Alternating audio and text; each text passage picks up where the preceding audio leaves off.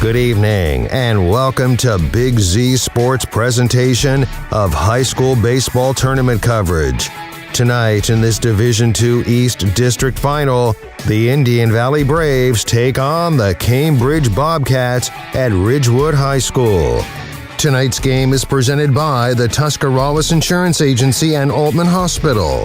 Tonight's game is also brought to you by Wood Electric, Advancing Athletics, PAC Drilling, the Commercial and Savings Banks, W&M Commercial Roofing, Country Club Retirement Campus, Kent State Tuscarawas, and McInturf Realty.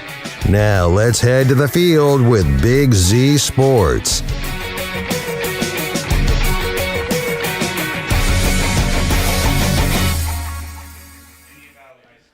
Welcome to Ridgewood High School for today's Division II East 2 District Championship game in Region 7. The number 1 seed Indian Valley Braves come in at 19-5. The number 5 seed Cambridge Bobcats at 15-4. Chris Kale, Josh McQueen here with you with Claxon Communications.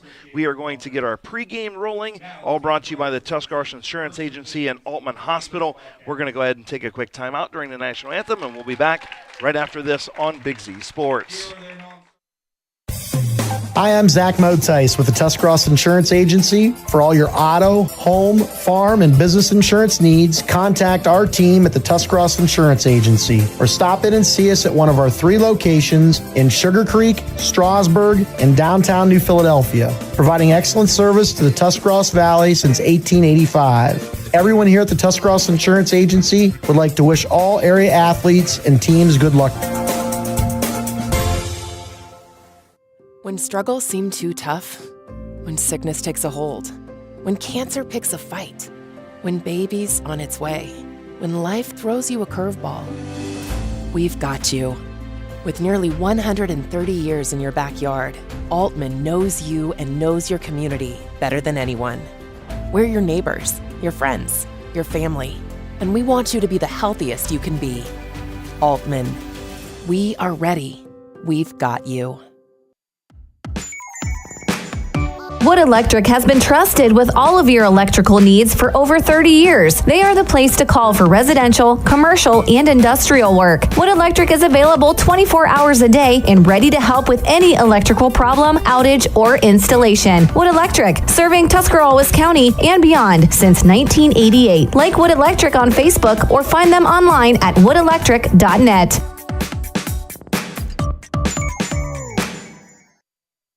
PAC Drilling, a family-owned and operated company since 2005 in Bolivar, takes pride in being an economic oil and gas drilling company. PAC's objective is to contribute to American energy independence through profitable development, operation, and marketing of oil and natural gas wells. PAC also employs operating technicians to oversee each and every well drilled to maximize its productivity and longevity. Contact PAC Drilling at pacdrilling.com.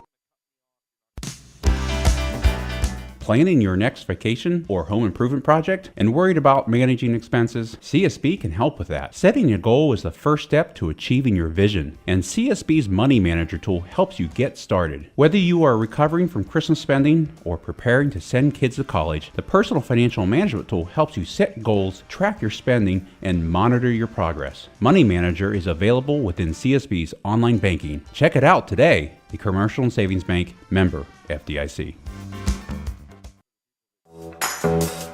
I'm Dr. Michele Iona. At Advancing Athletics, our Fuel, Move, Recover philosophy can help anyone be their best. Here's what thriving looks like. I'm an FMR athlete. I'm an FMR athlete. I'm an FMR athlete. From high school to aging well, no one will take care of you and your kids better than us. Do you have a low-slope roof that is leaking and causing problems? WM Commercial Roofing believes that finding an efficient, affordable solution shouldn't be a gamble. With over a decade of experience in the commercial roofing industry, we have the perfect solution for your low-slope roofing, whether it's for service or full replacement. WM Commercial Roofing you can trust. Check us out at wmcommercialroofing.com or call 330-275-0088. That's 330-275-0088. Amici's Pizza congratulates the Ridgewood Generals and the Indian Valley Braves for their outstanding years and wish them all the best. Amici's Pizza serves your favorite traditional pizzas and specialty pizzas. Everything from the dough to the sauce is made fresh daily. Pizza is loved by most. It's been around for years. There's just something different about a pizza from Amici's. Try one today in West Lafayette and now in Janaden-Hutton. Big city taste for a small town price. Pets are a very important part of your family, and you only want the best for your fur baby. When you shop at We Love Pets in New Philly, they will take the time to ask questions getting to know you and your pets before suggesting the right product. Plus, We Love Pets only offers the highest quality products at competitive pricing. For all your pets' needs, including their grooming spa, We Love Pets can help. Learn more by visiting WeLovePets.com. Back to Ridgewood High School Division II East 2 District Championship game in Region 7. The Indian Valley Braves, the Cambridge Bobcats. Chris Kale, Josh McQueen here with you. Brought to you by the Tuscarawas Insurance Agency and Altman Hospital. Josh, thanks for filling in today and doing the game, man. Yeah, anytime. New experiences and a beautiful day for baseball, so I'm glad to be here. Absolutely. Wrapping up our Wood Electric pregame show. Obviously, we didn't get to our dugout pregame interviews brought to you by the Commercial and Savings Bank. I was a little late getting here, so was our producer, but we appreciate Carson, Zoller, and Jacob Heading from Claxon Communications getting here and getting all the work done. We got the scoreboard kind of working, kind of not. We'll see what happens, but we'll get to our starting lineups brought to you by WN Commercial Roofing. Leading off for the Cambridge Bobcats, number 3, junior Keaton Kaiser. He plays second base. Playing left field, batting second, Caden Moore, number 9, a senior. Batting third, number 6, a junior, Reagan Rogers. He is the catcher. Batting cleanup, Jake Valentine, the right fielder, senior, number 7. Number 11, junior, Angelo Rocco plays third. The center fielder, Davion Barr. He wears number 1. He's a senior freshman. Number 8, on the hill today for the Bobcats, Garrett Carpenter. And number 16, senior, Andy Ogle. Plays first base. He'll be in the 8 hole, and batting 9th is the junior number 10, Braden Gregg. At shortstop, you want to go over the defense for the Indian Valley Braves real quick? Here. I put you on the spot. I thought you wrote it down. Go ahead, No, brother. yeah, you flipped it over, so. You're good. Yeah, so number 15, we got Rafe Bonifay playing center field. Number 5, Tanya McCombs, catcher. We've got number 19, yep. Cale Coleman, shortstop. Number 24, Brogan Bircher in left field. Number 8, Jackson Bircher, third. Number 4, Spencer Haney. Number 9, Sam Zerker. Braden Parsons will be playing second. Yep. At number 3, we've got Maddox Caldwell playing first. Number 21, Eric Golder playing right field. Good job. I put you on the spot, man. Yeah, you did. Let alone to read your writing at the same time. I know. If you'd hear the other guys, they would tell you my writing is not good. So ball hit right to the second baseman. That is Braden Parsons. He makes the play over, and Keaton Kaiser grounds out to first to give us one out here at the top of the first inning. It's a good start. 1 pitch, 1 out. Yeah, you can't actually, I think he threw 2. You were reading. Again, I'm going to blame the chicken scratching for not paying attention. You can blame me, brother. It's all good. Again, your coverage this afternoon brought to you by the Tuscarawas Insurance Agency and Altman Hospital. We'll get to all the other details here coming up in a little bit. Strike number 1. On the hill, Spencer Haney for the Indian Valley Braves. Haney is 5-0 as a starter, 37 in a third innings pitch, 17 runs, given up only 11 earned, 48 strikeouts, Josh. He can definitely ring them up. Yeah, absolutely. Last pitch, a very nice breaking ball in the outside corner. And strike 3, 2 down. Caden Moore will take the strikeout. So 2 down here, top of the first inning. And looking good so far, Spencer Haney on the mound. Coming up, Reagan Rogers, the catcher, the junior, wears number 6 for the Bobcats. When you look at Rogers, 386 average, 7 doubles, 21 RBIs so far this year. Nice curveball there on the outside part of the plate, just missed. Haney will fire. Another curve. Foul back to the screen. Evens the count at 1-1. You'll have to keep the count for me since we ain't got no scoreboard. Yeah, absolutely. I'll try to stay on top of that. So the 1-1 from Haney is high. Again, Spencer Haney, 5-0 as a starter, 48 strikeouts, 19 walks. He has a 2.06 ERA and strike number 2 in the dirt there swinging. Go ahead. I'm not sure if that's a curveball or a slider. He throws it hard. Yeah, I mean, could it's be either or. You'd know better than I would. Haney, I believe it's 1-2, and it's going to be chopped down to the fair ball. Fair down ball. the third base line. It is. Nice hitting there by Rogers, and he's going to end up with a stand-up double. He does get a slide in there, but nice 2-out double for Reagan Rogers to get things going for the Cambridge Bobcats. So stepping to the plate now, cleanup hitter Jake Valentine, the right fielder. Valentine, 351 average, 4 doubles, 12 RBIs, 10 runs scored on the year for the senior. You always think about the seniors in games like this, Josh, possible final game for somebody on either side, you know what I mean? And it just stinks to know that somebody's going to take their uniform off for the last time today. And a ball hit right to the shortstop. Nice play by Cale Coachman. Retires the side. So the 1 double, but no runs on the board for the Cambridge Bobcats. Indian Valley will be up right after this in the bottom of the first. Back on Big Z Sports right after this. Country Club Rehabilitation Campus is a full continuum care facility located in Dover, Ohio. Their campus offers independent and assisted living apartments and suites, skilled nursing, 7 days a week rehabilitation, respiratory care, and long-term care. The Country Club campus provides excellent personalized treatment plans that meet or exceed their residents' outcomes and goals. If you are looking for a place to call home or just need short-term assistance, contact Country Club Rehabilitation Campus at Dover, 330-343-5568. Welcome back to Ridgewood High School. Indian Valley coming up, bottom of the first inning. Cambridge got the 2-out double from Reagan Rogers, but we were talking off the air about pitching for Spencer Haney. Very low pitch count in the first inning. That's a great start with 11 pitches in the first inning. Increased longevity of his pitching here throughout the game. Absolutely. Let's get to our WN Commercial Roofing starting lineup for the Indian Valley Braves. Rafe Bonifay plays center field. He'll bat first. He wears number 15. He's a senior.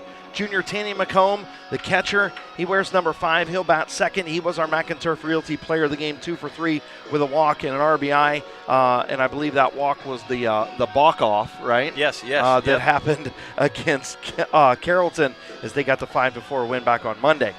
Cale Coachman, the senior, bats third, wears number 19, plays shortstop. Brogan Bircher is the left fielder. He's a senior, wears number 24, he bats cleanup. In the 5 hole is Jackson Bircher, the sophomore, number 8, plays third base. Spencer Haney, your pitcher, wears number 4, he's a sophomore. Sam Zerker will bat for Braden Parsons, who plays second base. In the 8 hole is Maddox Caldwell, number 3, a sophomore. And rounding out the lineup for the Indian Valley Braves is Eric Golder, the sophomore, wears 21, he plays right field.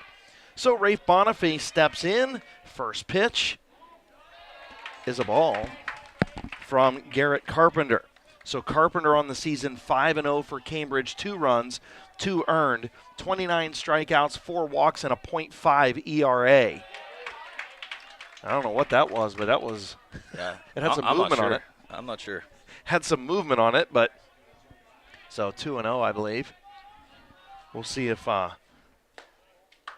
we'll just have Troy keep us up to date on the pitch count. Okay. If you lose it, since he's supposed to be running the scoreboard anyway. I got to pick on Troy Dolick. Ooh, 4 pitches and a walk. Yeah. So Rafe Bonifay going to take a trip down to first base with a walk here to lead things off for the Indian Valley Braves. Yeah, with the lead off on here, and Tanny McCombs is a very well-rounded baseball player. I think he gets that honest, but I'm really looking to see a bunt right here. Okay. Well, all right. We'll see what head coach Shannon McComb comes up with. A little meeting at the mound as the catcher goes out.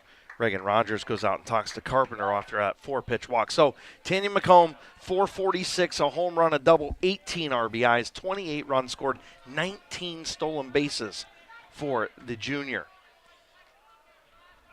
Carpenter's ready, and he's going to check over at first base and check on Bonifay. Cambridge got third base in, anticipating a bunt here. Well, let's see what they call. Ooh, he thought about it, didn't he? He showed it, but it was Yeah, a ball he in the did. dirt. Yep. It's a ball in the dirt. 1-0. By the way, the grass here at Ridgewood High School looks incredible. Field crew have just done an outstanding job with this place. And they check on Bonifay again.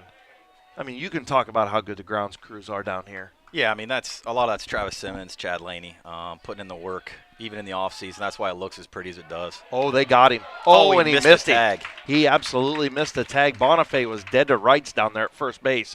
Good throw by Rogers, and Ogle couldn't find where Bonifay went. So 1-1. The count on Tanya McComb. Showed a bunt both times. And he'll show it again and fouls it up the first base line. So 1-2, not going to be bunting here. No, this is a good situation being as a hitter right now because, you know, he's going to be limited on what ball he's going to throw. Didn't get a whole lot of strikes on his curveball yet, so he's going to come back straight here with a runner at first base. I imagine Tanya's going to be trying to hit the ball on that right side behind the runner right now. So Carpenter ready to fire the 1-2 pitch to Tanya McComb, and McComb laces it down the left field line, but right at. Ball coming into first base, Caden in Moore. time. And they doubled did him up. get him. He doubled him Wow. up. What a throw from left field. Nice job. What a nice great job. throw. Caden Moore over there, and, Coach Lowry had just switched Caden Moore and Braden Gregg before the game started. He put Gregg back at the shortstop position, and it paid off already with Caden Moore doubling off Rafe Bonifay over there. Wow, what a throw. Yeah, what a sequence of events right there, going from having to run at first base with no outs. Carpenter starts off the curveball, first pitch here to Cale Coachman. So Cale Coachman in the third spot. He bats .304, 5 doubles, 25 RBI, 16 runs and 6 steals, and ball low and outside. So 1-1 the count on Cale Coachman, the shortstop. A little inside there. Oh, 3-0, says Troy Dolick. Did you have 3-0? I do now. I do now. I love it. There, he got a strike. So Garrett Carpenter, one of the workhorses for the Cambridge Bobcats this year. Only a freshman. And hit and bobbled over there at third base. Does he make the play? He does. Nice play as Coachman hit it down to Rocco. Rocco retired the side. So after the early walk, they double off Rafe Bonifay at first on the Tanya McComb flyout. Cale Coachman grounds out. No score as we move to the bottom of the second inning.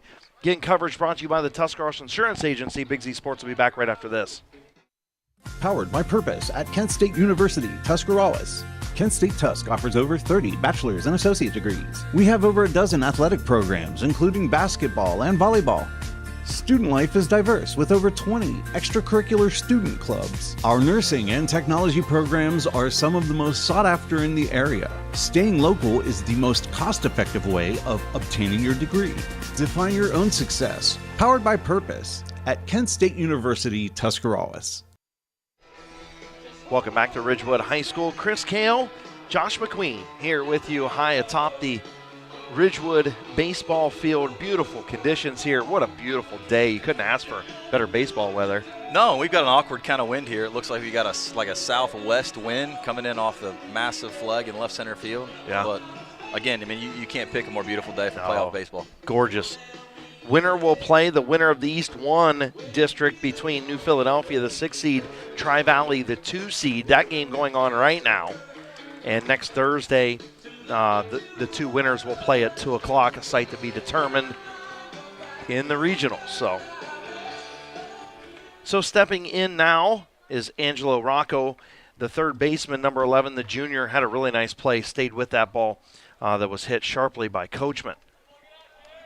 Ball outside by Haney, sorry.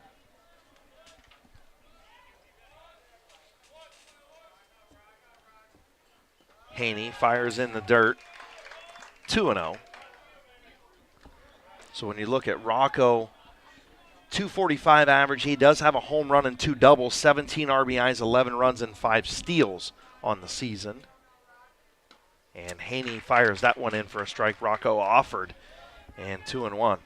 Yeah, so again, I think Cambridge got 5, 6, 7 up here. Good spot to get something started, hopefully to get back to the top of the order with some runners on base. Ball left high, 3-1.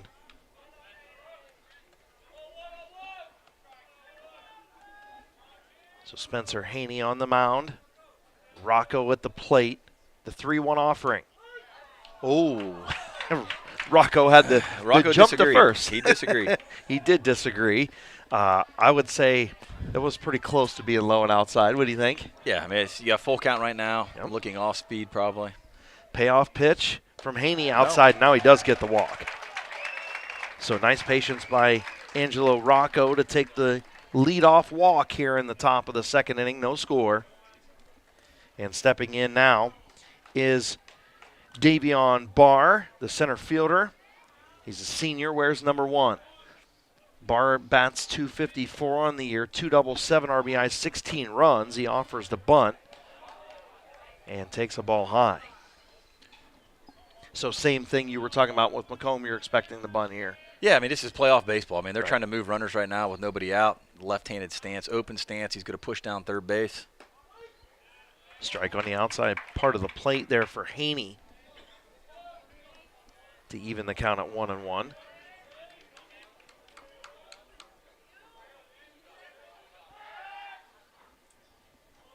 they check on Rocco over at first, no throw. Davion Barr, the center fielder, the 1-1 count. He's going to try to bunt the off speed. Yeah, he's going to pop it foul on the third base side. So now down in the count, 1-2. So now it's just about contact, right? Try and give me a base hit. Yeah, it'd be interesting right here if Cambridge releases a player here at first base to second. So Rocco at first. Barr at the plate. The 1-2 pitch. Foul back. Spencer Haney battling on the mound for the Indian Valley Braves.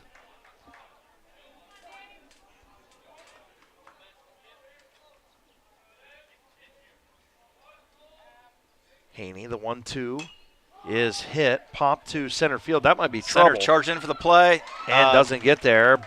And they don't get the out at first. So Rafe Bonifay had a long run, and he was trucking to get there, but just couldn't, and it fell right in front of him.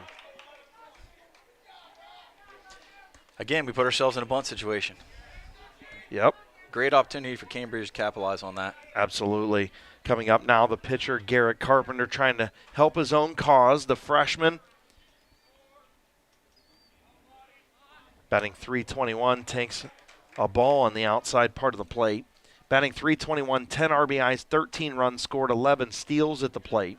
5-0 as a starter on the mound, and he's only a freshman. I'd say head coach Jamal Lowry probably pretty happy with this kid, huh?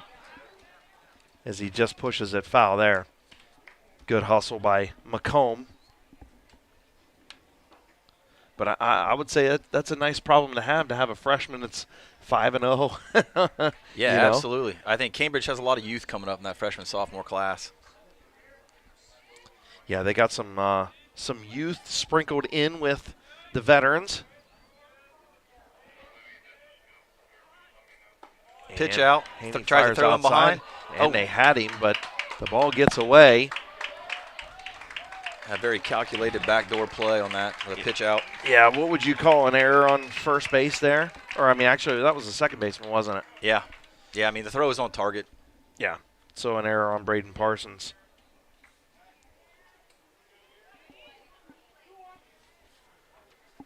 So 2-1, the count to Garrett Carpenter, who now has Rocco at third and Barr at first. Barr's going to take off running. Carpenter going to hit a long fly ball into center field. Caught no tag. No tag. Nice throw. Nice play by center. From Rafe Bonifay. So Rafe Bonifay records the first out here in the second.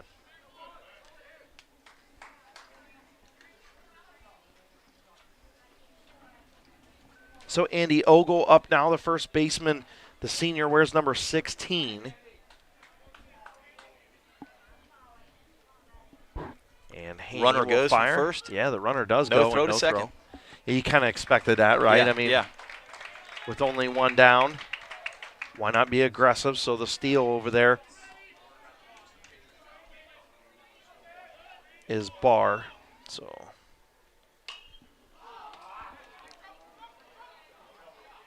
it's trouble. Oh, and he dropped It's it. trouble. Big trouble. No Is play he at going the to plate. score? No play at the plate. So, That's- wow. Skied was Ogle, and it dropped. What do you want to give that one? It's got to be. I mean, it's an error. In my book, I think it's a very playable ball. We can ask the official scorebook there. Yeah. What do you think, Troy? He gave it a single. All right. So we got overruled. Still no damage done so far, but only one out. And the hook there finds strike number 1. Braden Gregg, the shortstop, the junior, wears number 10. He bats .231, 2 RBIs, 7 runs at the bottom of the order. Haney in trouble. Will fire. 1-1 the count to Braden Gregg.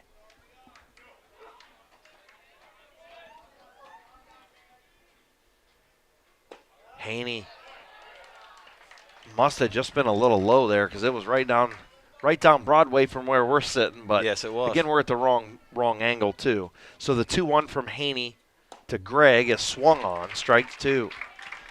This could be a big punch out here if he can reach back and find this one. Yeah, he's got corners in. Looks like middle's in 2 depth.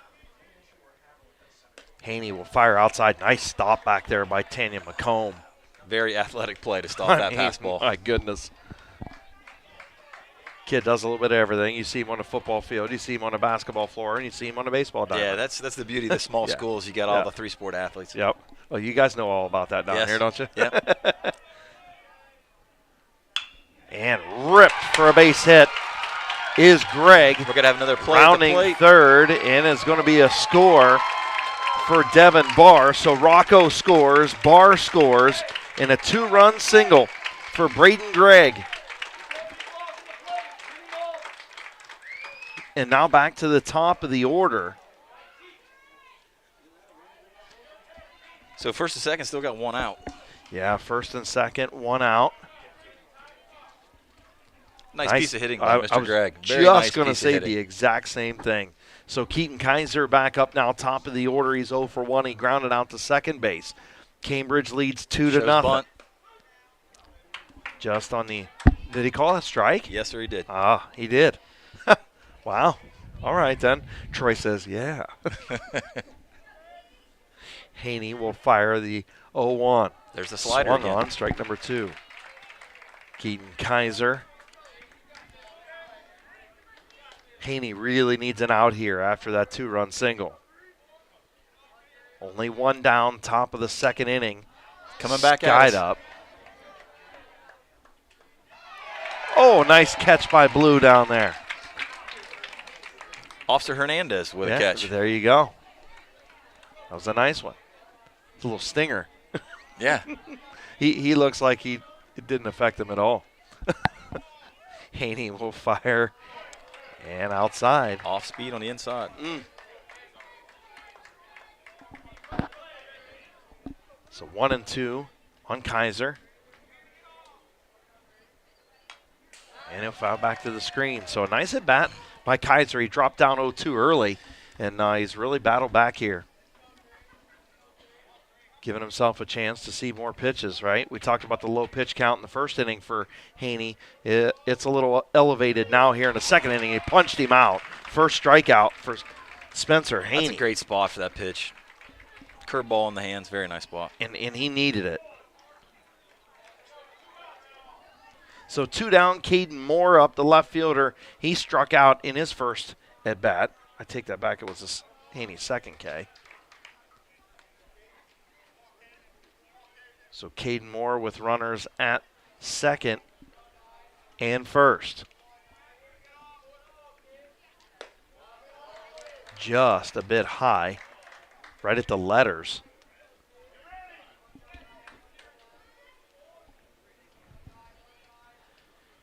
Caden Moore, the senior. And outside there for Spencer Haney. Yeah, he needs to fight back in this pitch. I doubt he wants to put this guy on board with Rogers coming up. Yeah, I don't think he wants to do that either. Spencer Haney will 4 pitches in a row. Have the 4-pitch walk. So Caden Moore will trot down the first, and now bases loaded once again with Reagan Rogers, who is 1 for 1 with a double. The catcher bats in the third hole, and boy, they could blow it open right here, couldn't they? Yeah, they absolutely could. I think he had started us off with that frozen banana down the left field line. Yeah. With that single. Yep. Actually, no, double. That was a double, yeah. Double. The 1-0 pitch from Haney. High. 2-0. That's 6-0. Oh, 1-1. They did call the first one a strike on the inside part? Okay. Haney, the 1-1 pitch. And he called it again on the inside part of the plate. I mean, I guess he is hugging the batter's box a little bit, but dang. That was brushback pitches on Rogers, and Haney got the call. I would put it right there. And he punched him out. Third strikeout for Spencer Haney. Reagan Rogers goes down with the bases loaded. Big Z Sports will be back. Cambridge leads 2-0 as we move to the bottom of the second inning after this on Big Z Sports. Sammy Sue's Barbecue on Front Street in Dover offers a menu full of house-smoked meats, including choices like ribs, chicken, steak, and pork. Sammy Sue's takes pride in knowing that everything on the menu is made fresh in their kitchen with the freshest ingredients. Sammy's also offers a variety of specials all week long, including the popular wing nights every Tuesday and Thursday. Find Sammy Sue's Barbecue on Facebook for a full list of daily specials and everything they have to offer. Welcome back to Ridgewood High School. Chris Kale, Josh McQueen here with you. And got a little Jake Owen going. Oh, it's always a good thing. It's always a good thing. So Garrett Carpenter in control in the first inning, but it seemed like, Spencer Haney was in control in the first inning too. Then he gets in big trouble, but he does get out of it with the strikeout call in the wide strike zone by the home plate umpire. But 2-0 Cambridge. You gotta like how they're playing right now, especially offensively. Yeah, I do, and I think they've learned from the last game there Monday night. 2-0's not going to win a ball game like this. They scored early there Monday and didn't score again, and it was a struggle going into the last inning because they allowed them a chance to come back. So I imagine the big push from Coach right now is to keep pushing, keep your foot on the gas. Absolutely. Coming to the plate, number 24, Brogan Bircher, the left fielder, the senior. Bircher batting .333 with a home run, a triple, 5 doubles, 19 RBIs, 17 runs, and 8 steals. A little stat stuffer there for the cleanup hitter as he'll step in and take strike number 1. Garrett Carpenter, the freshman on the mound for the Cambridge Bobcats. The 0-1 pitch is hit to the gap, and that's going to get there. Brogan Bircher going to round first. He's into 2 easily. Is he going to try for 3? No, he holds up at 2. Stand-up double for Brogan Bircher, and exactly what the Indian Valley Braves needed. Yeah, great start. Nice hit. Right to that left center gap. Davion Barr and Caden Moore couldn't catch up to it, but they did get to it after it got back to the fence and got it in. Prevented him from going for 3. So stepping in now, Jackson Bircher, the third baseman. He'll take a ball. The sophomore wears number 8. Batting .231 with a home run, 5 doubles, 11 RBIs. Open stance bunt. And did he get a piece of it? Yeah, I think he called it a foul. Yeah, I think he did. A little foul tip, 1-1.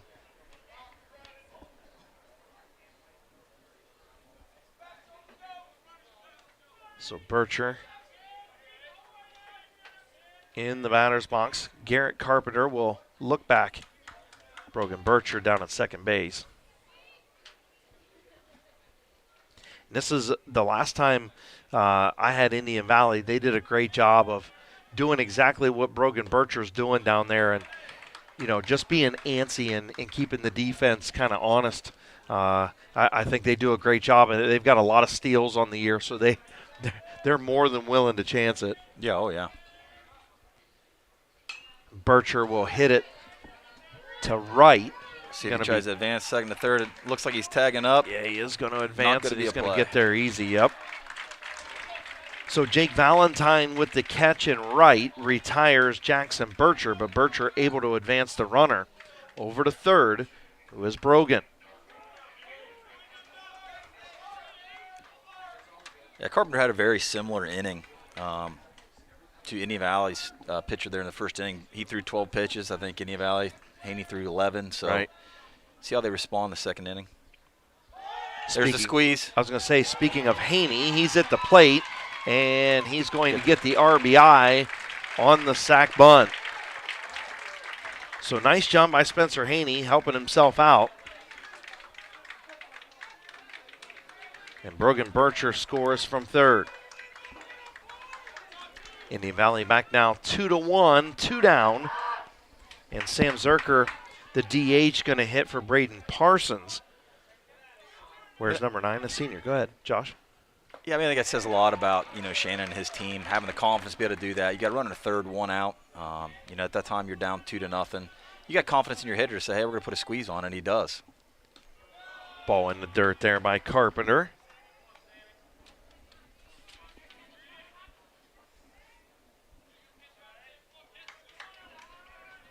Carpenter will fire and blooped into right field, and it's going to get past the right fielder Valentine. Going to go all the way to the wall, and a double for Sam Zerker.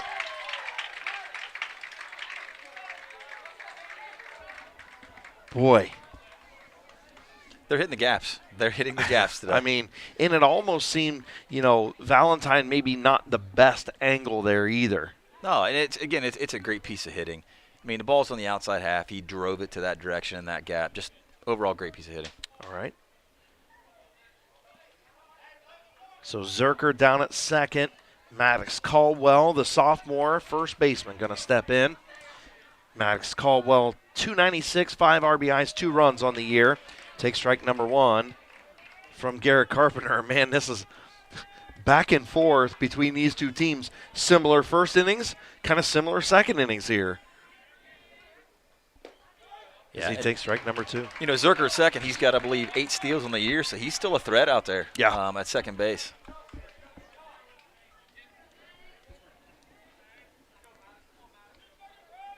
So the 0-2 is hit. Nice play. Nice play. Really nice play by the third baseman Rocco, and he made the nice throw over. Angelo Rocco, stout over at third base early on, probably saved a run there. And after 2 innings, Cambridge leads Indian Valley 2-1. Chris Kale, Josh McQueen back on Big Z Sports after this. Hi, this is Jan McInturf. The past 30 years, the residents in and around the Tuscarawas County have made the call to the realtors and staff of McInturf Realty for buying and selling of residential and commercial properties. We truly live in a great community, and in all of those communities, there is nothing better than high school sports. For myself and all the agents and staff at McInturf Realty, we would like to wish all the area athletes good luck this season. And make the call to McInturf Realty, 330-364-SOLD, or find us online at McInturfRealty.net. Welcome back to Ridgewood High School. Cambridge Bobcats with a 2-1 lead over the Indian Valley Braves as we move to the top of the third inning. And I'll tell you what, Angelo Rocco, pretty good glove over there at third base. He's showing it off. Incredible effort down there. Yeah, I mean, he's got some physical capabilities there to cover that gap and be able to knock the ball down and still maintain composure to make a play. So, I mean, with that just comes experience, and I think he does a really nice job on that hot corner. So getting ready to step in, Jake Valentine, the right fielder, 0 for 1. He lined out to the shortstop last time up.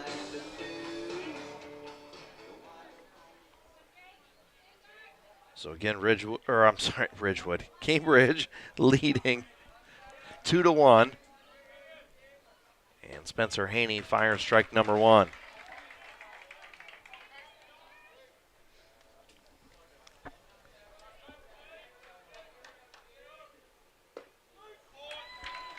Strike right down Broadway there for Haney.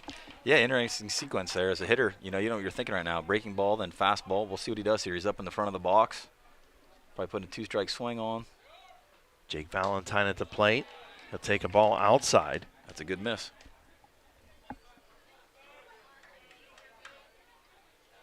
Spencer Haney will fire.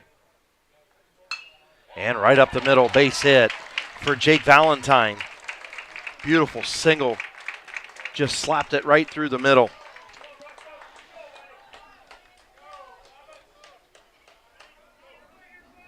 So Angelo Rocco, he walked and scored a run back in the first inning. Will come to the plate after some outstanding plays over at third base as he'll step in against Spencer Haney. Haney with 3 strikeouts, trails 2-1 here. He'll fire the ball outside for a ball. So 1-0 the count on Angelo Rocco.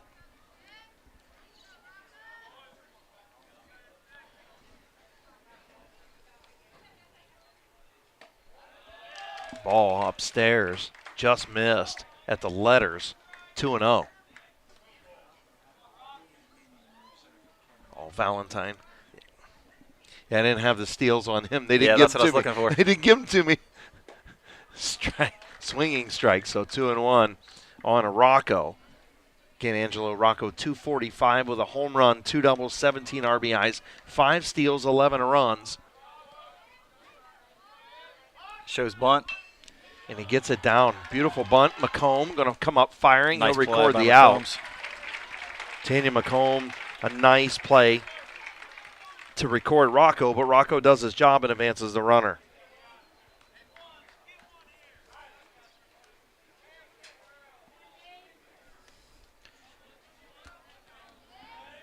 So Davion Barr, the center fielder, 1 for 1 with a bloop single behind second base. He stole a base and scored a run.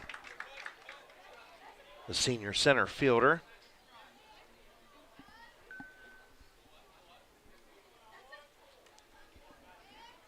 Valentine down at second. He's going to show bunt as well, does Barr. So 1 out here in the bottom of the third, or top of the third, rather. Yeah, he's got himself in quite a pickle. I think that's coach explaining to him right now at third base with his arms wide open saying, hey, now you're in it. Yeah. 2 strikes. Yep. 2-strike pitch from Haney. Way outside.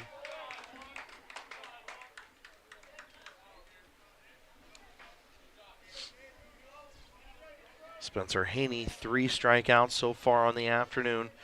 Pitch count was a little high there in the second inning. Trying to settle down here in inning number 3.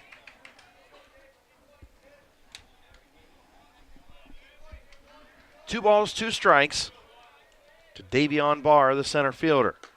And now full count. Really not quite sure what that pitch is, but it's got movement. Yeah, I mean, it's crazy movement, but right now he's not able to get it in the strike zone. The payoff pitch, a big one for Spencer Haney. He got Barr to foul it over the dugout. That's a good 2-strike swing. Off speed on the outside corner. Just trying to protect and see another one. So another payoff pitch from Spencer Haney is hit down the first baseline and just foul. Another protecting swing, right, out of Barr there. Again, wind kind of blowing from left to right here at Ridgewood Baseball Stadium, and a nice shot right back to Haney, and he's going to record the out. That was a blister shot right to the glove. Look what I found, right? Yeah. Yeah, that was knock it down to make a play. Right. Valentine got to advance on it from second to third, so we're sitting here with 2 outs, and we've got a runner at third base.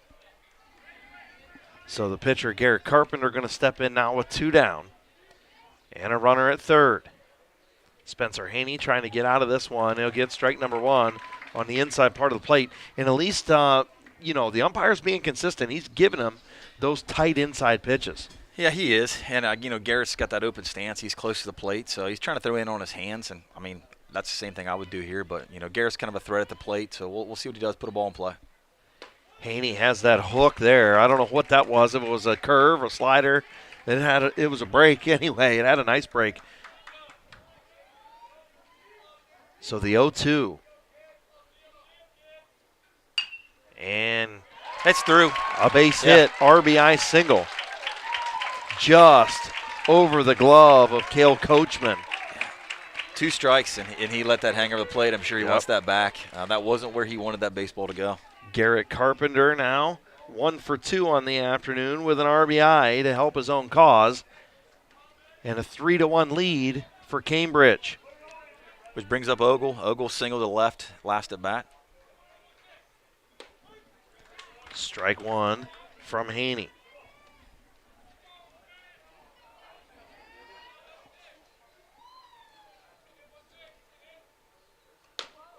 High and inside. Wow.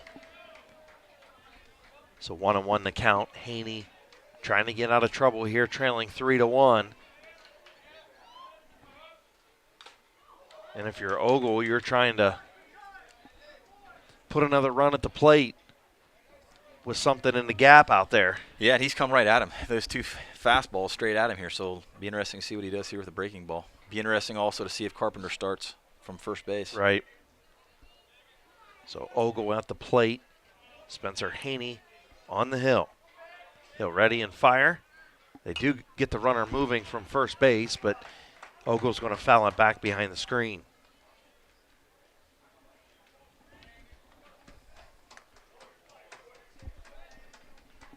One ball, 2 strikes to from Spencer Haney to Andy Ogle.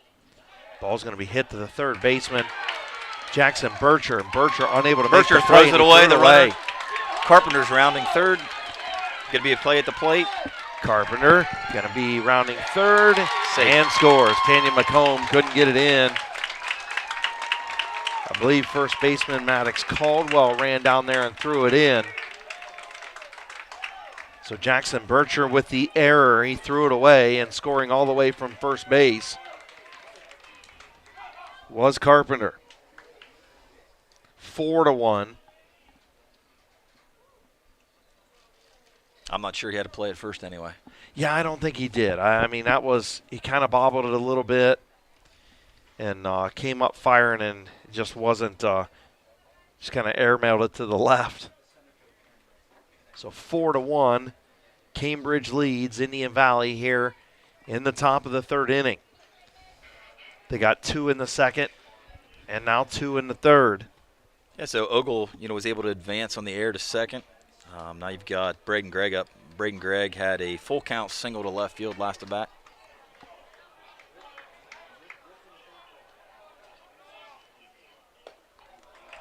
And a swinging strike number 1 to Gregg.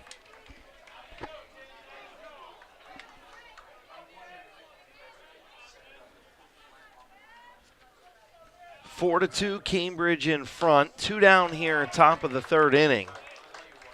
And a 1-1 count from Spencer Haney to the 9-hitter, Braden Gregg. Like you had mentioned, Josh, he is 1 for 1 with a 2-run single.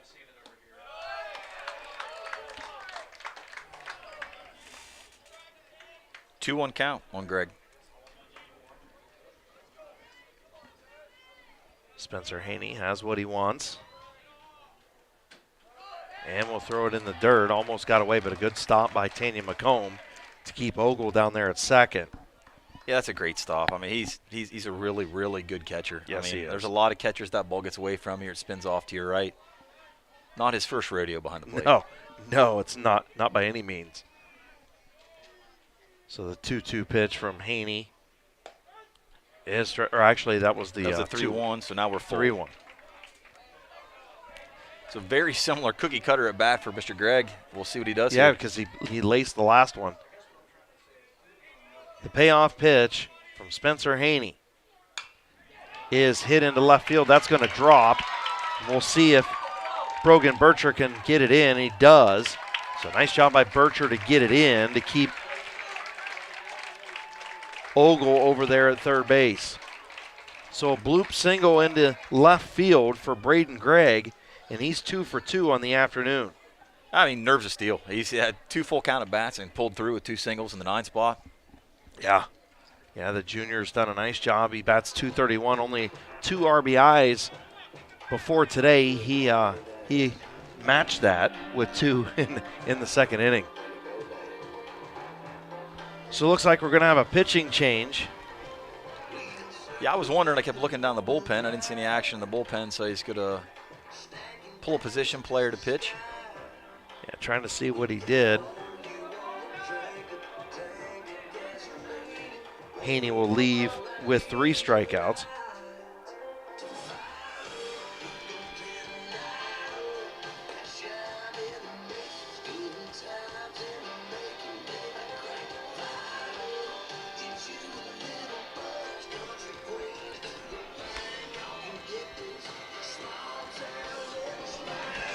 So after 2 2/3, Haney gives up 4 runs, is responsible for both on.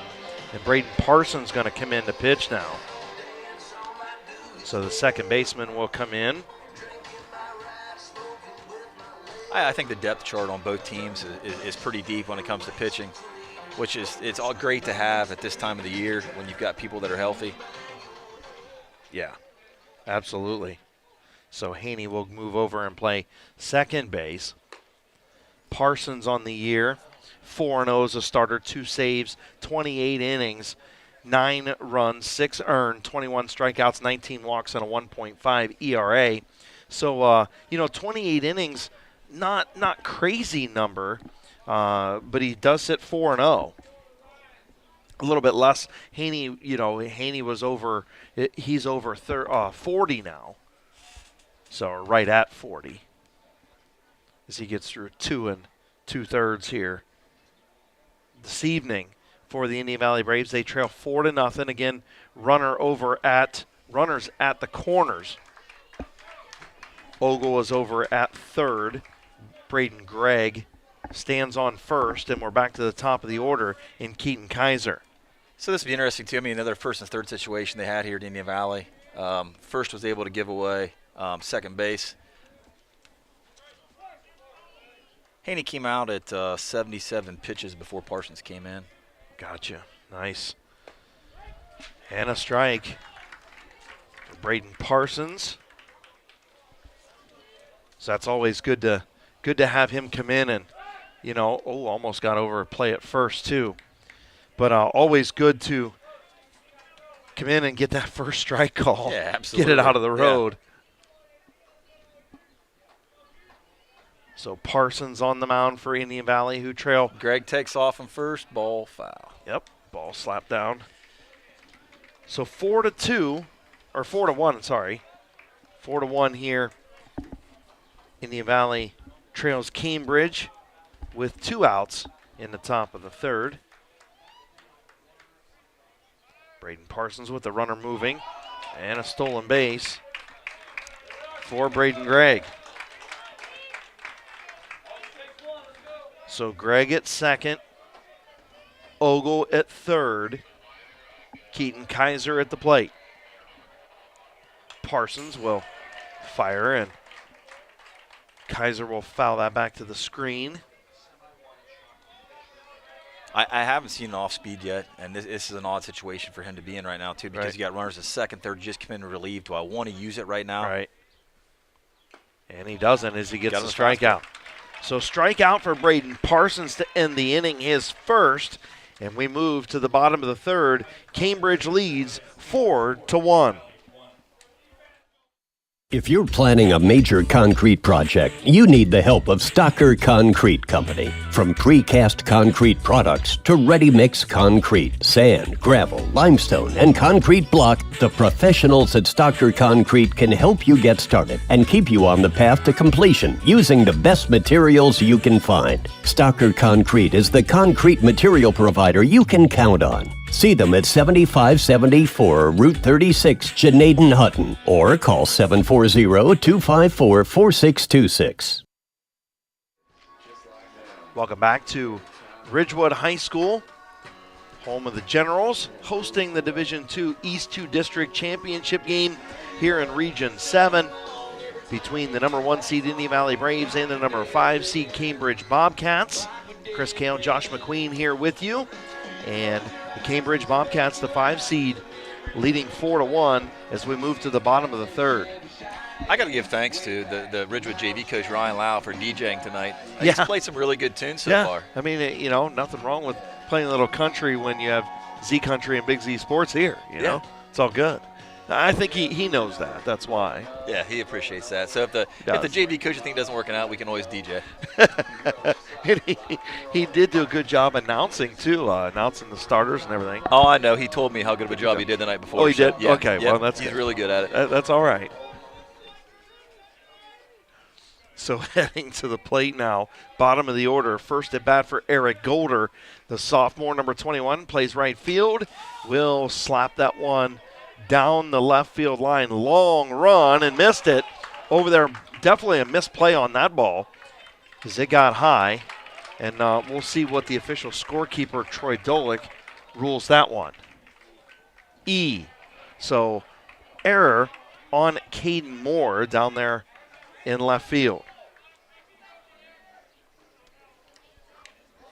So that allows Golder to reach second on the error.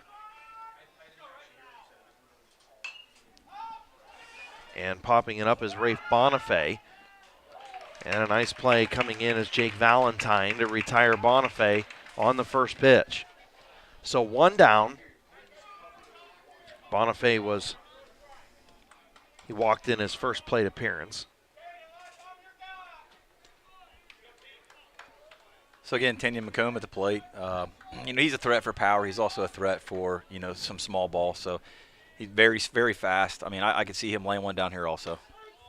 Did not show bunt there, but took a strike from Garrett Carpenter. McComb flied to left.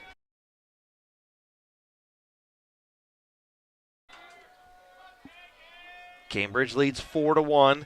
Garrett Carpenter, a nice game so far on the mound. Got into a little bit of trouble there in the second inning, but only gave up the one run.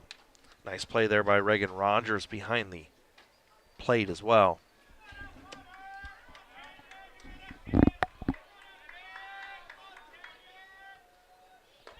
Carpenter will throw a little off speed there, a big hook, but he didn't get the call.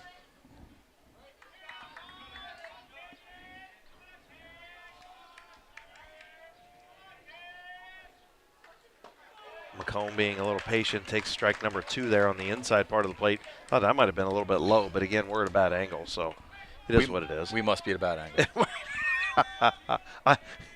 I like your thinking on that. So what is it, 2-2? 2-2. 2-2. And in the dirt. Again, a nice stop by Rogers. Yeah, we've got 2 really good catchers playing in this game. Yes, we do.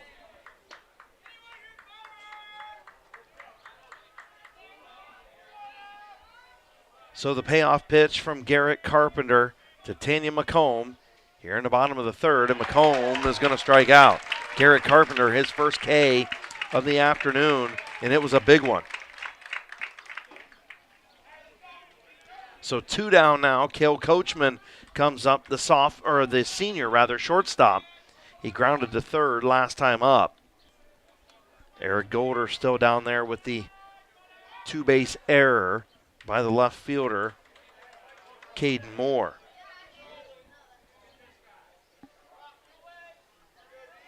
Cambridge, for good reasons, really worried about the runner to second base.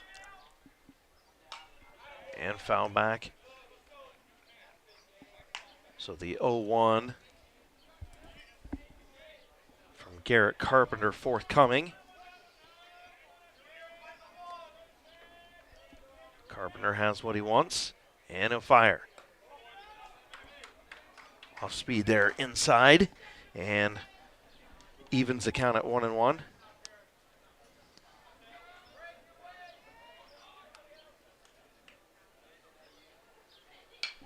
And Coachman's going to hit that one high to left center, and they retire the side. Nice play down there by the center fielder, Davion Barr.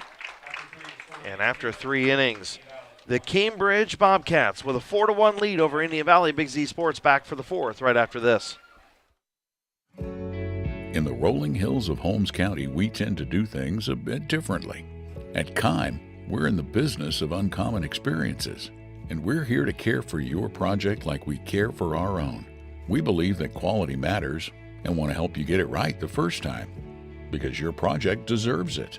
So visit Kime Home Center, your source and destination for all things home, building, and woodworking. Kime, built on trust since 1911. Welcome back to Ridgewood High School Big Z Sports. Coverage brought to you by the Altman Hospital, here from the PAC Drilling Mobile Studios. Again, thank you to the Commercial and Savings Bank for our pregame in the dugout interviews that we were unable to get just because of late timing of everything.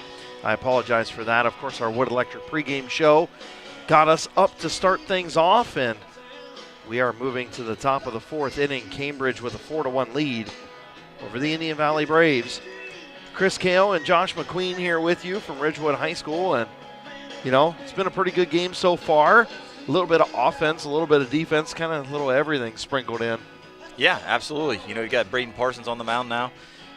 Looking at Cambridge coming up, they've got 2, 3, 4 hitters coming up, which really haven't produced much yet this game, but still a threat at any time. Yeah, Moore struck out. He's 0 for 1. He struck out and walked. The only production really from Reagan Rogers, who had the double early on. So Caden Moore, the left fielder, steps in against Braden Parsons, who relieved Spencer Haney back in the third inning.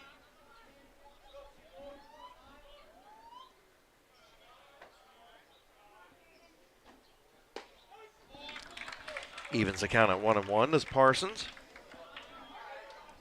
Yet again, I'm not sure I've seen Parsons throw an off-speed pitch yet. Yeah, I don't think he has either. Just straight gas.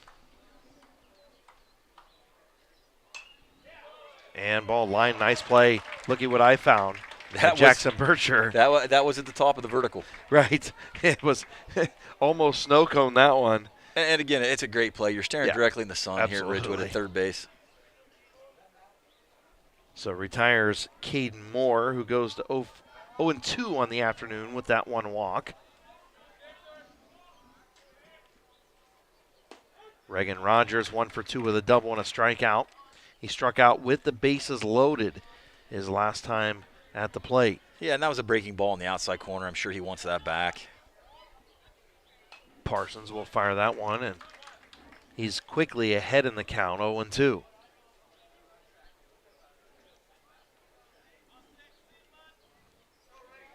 Rogers has had a nice game at the plate and behind the dish so far. Parsons going to give him a little. He just stood in there and ducked. It was no big deal. Nah, catchers, they got to be a different breed. A little bit tougher. Right. And he's going to slap that one down the right field line. Fair ball. Oh, they called a foul ball. It is foul. Wow.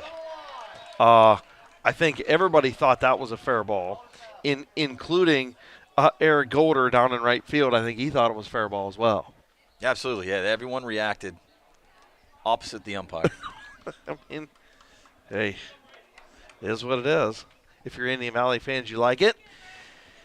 If you're Bobcat fans, you're just shaking your head. Good thing is you have a 4-1 lead, though. So Rogers going to step back in with one out here in the top of the fourth. Parsons gets him to foul another one off just over the bullpen of the Indian Valley Braves. If he's got the off speed right now, it's time to throw it. This is a great opportunity for him. I mean, it appears that he's timed up. Yep, good call. Maybe the first one, but it still didn't deliver the strike call. So Parsons looking to try and get this punch out, his second of the game. And way ahead of that one was Reagan Rogers. It's a good at-bat by Rogers.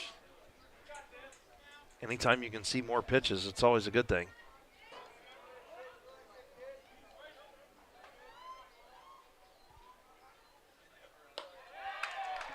And high from Parsons. Full count? Full count. Payoff pitch from Braden Parsons. Struck him out. Nice pitch for his second strikeout. Braden Parsons sends Reagan Rogers down.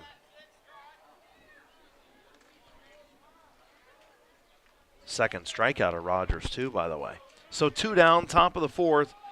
Cleanup hitter Jake Valentine to the plate for the Bobcats. Braden Parsons. Starts him off with an off speed. Yep. And got the strike call.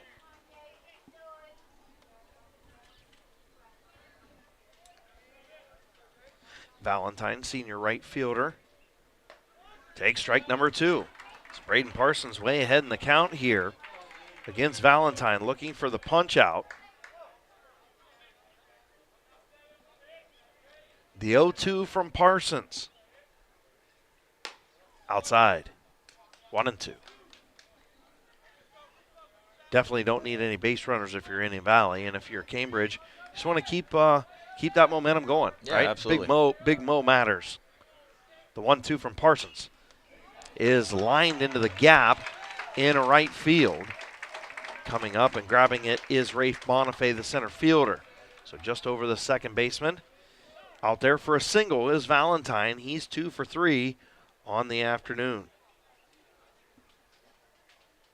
Yeah, I mean, 2 for 3. I mean, his 2 at-bats, he got hits were great at-bats. His first at-bat was a line out. Right. The shortstop on the first pitch. So Yep. he's being a lot more selective what he's swinging at. Yeah, and he scored a run the last time he was on base, too. So Valentine down at first and Angelo Rocco at the plate. He's 0 for 1 with a sack and a walk. He did score a run in the first inning. He's built like a third baseman, too, isn't he? Built like a catcher. Yeah, no comment. I'm not commenting on that. Yeah, he plays a solid. You just put me out there on the island. That's okay. See how that that goes. No, I'm worried you're just sizing me up right now. I'm trying to figure out what position I play. Oh, jeez.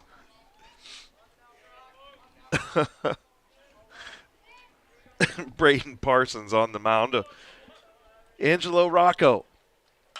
And Rocco's going to pound that one to left field, and that's trouble. Oh. And making the catch out there in left field.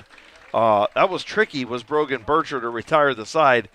I thought that one was going to have some – I thought that one was going to get out. I think he lost it multiple times looking up at that sun. You saw the shoulders open right, open left, open right. But, yeah, overall, I mean, great focus on the ball. He ended up finding a way to retire the side. 4-1 Cambridge headed to the bottom of the fourth here on Big Z Sports. Back after this. All the way with TMK. Service with a personal touch. We're your local guys for all your propane needs. You can count on us. We take pride in what we do and in serving you.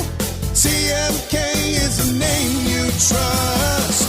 All the way with TMK. Service with a personal touch. Welcome back. Big Z Sports coverage of high school baseball. Tournament action in Division II. The East 2 District Championship game here in Region 7. Brought to you by the Tuscarawas Insurance Agency. Chris Kale and Josh McQueen here with you.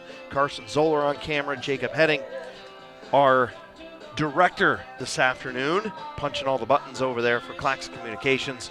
We appreciate them very much. 3 games going on YouTube right now. We've got softball action on 2 of the channels, and you and I are here for baseball, and so far this has been a good one. Indian Valley's going to have to start to get something rolling here coming up here for the bottom of the fourth. Yeah, and this is a great opportunity for them to do it. They've got Bircher, Haney coming up right now. So Brogan Bircher to the plate. He is 1 for 1, a double and a run scored, and he's going to slap that one right back up through the middle for a base hit. So 2 for 2 is Brogan Bircher. He scored the lone Indian Valley run last time up. First pitch swinging, he had what he wanted. So Jackson Bircher flied to right. His last time up, he's 0 for 1. And Jackson will tap that one to the third baseman. Difficult play. And Rocco's going to come over, and he makes the out. Very difficult play. Wow. What a play by Angelo Rocco at third base. I told you he was built like a third baseman. You did. So one down here in the bottom of the fourth. 4-1, Cambridge in front. And Brogan Bircher down at second base. Spencer Haney at the plate. Haney will take a ball. He had a sac bunt RBI first time up.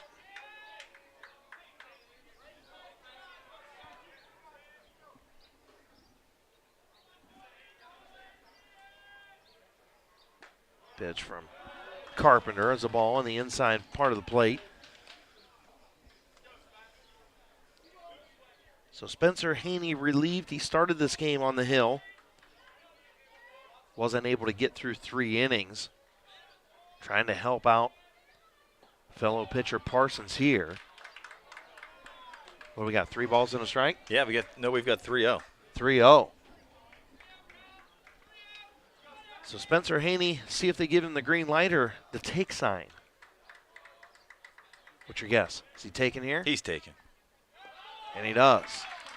Good call by Josh McQueen on color. That's why we pay him the big money to be on color this afternoon. Absolutely. Runners at first and second now for Indian Valley. Cambridge is going to take a mound visit. Yeah, I'll take a quick mound visit. It gives us a second to talk about the Indian Valley Braves. And, listen, like you said, you've got Sam Zerker now at the dish. He's 1 for 1 with a double. You don't want to mess around here if you're Cambridge and give Indian Valley any life. Garrett Carpenter's pitched a nice game so far, but a little bit of trouble here with 1 out in the bottom of the fourth. Yeah, and I'm not even sure how many pitches Garrett's thrown yet. Well, we'll see if we can get Troy to dial us up a pitch count here. So 43 pitches so far for Garrett Carpenter. So nothing crazy there, no, right? Not at all. So Carpenter to Sam Zerker. And a throw down to second to keep Bircher back.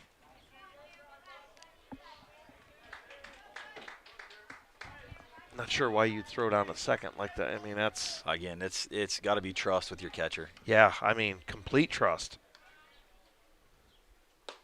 Ooh, big cut there by Sam Zerker. And he swung right through it.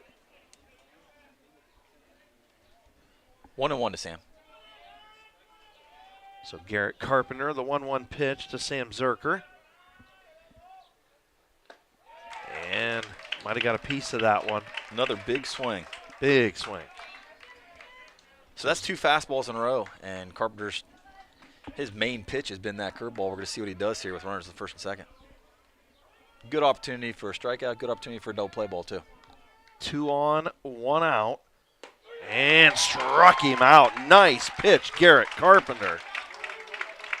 Painted the outside block there to send Zerker back to the dugout. What a pitch by Carpenter. That's a great spot to hit. Great spot to hit. So 2 down here. Maddox Caldwell, the first baseman, 0 for 1, grounded to third, and he's going to foul the first pitch he sees back.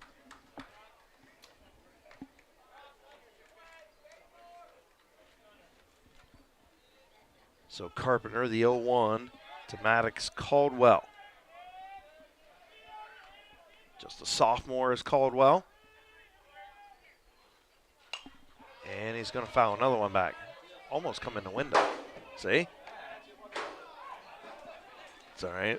Cambridge definitely got a shift on right now. Center field's playing left center gap. You can't do that no more. Yeah, you can't do that anymore. I think he's just tired of running over there. So. And Great struck spot. him out. Great spot. Good pitch by Carpenter. 2 strikeouts here in the fourth. We head to the top of the 5th inning. The Cambridge Bobcats with a 4-1 lead over Indian Valley. Back on Big Z Sports right after this.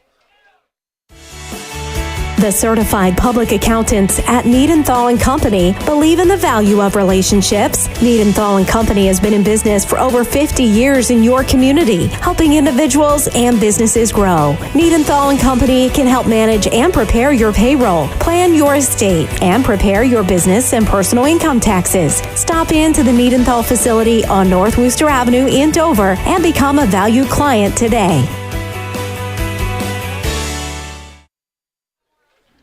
Chris Kale, Josh McQueen back here with you on Big Z Sports, part of Claxon Communications and 99.9 WTUZ Radio.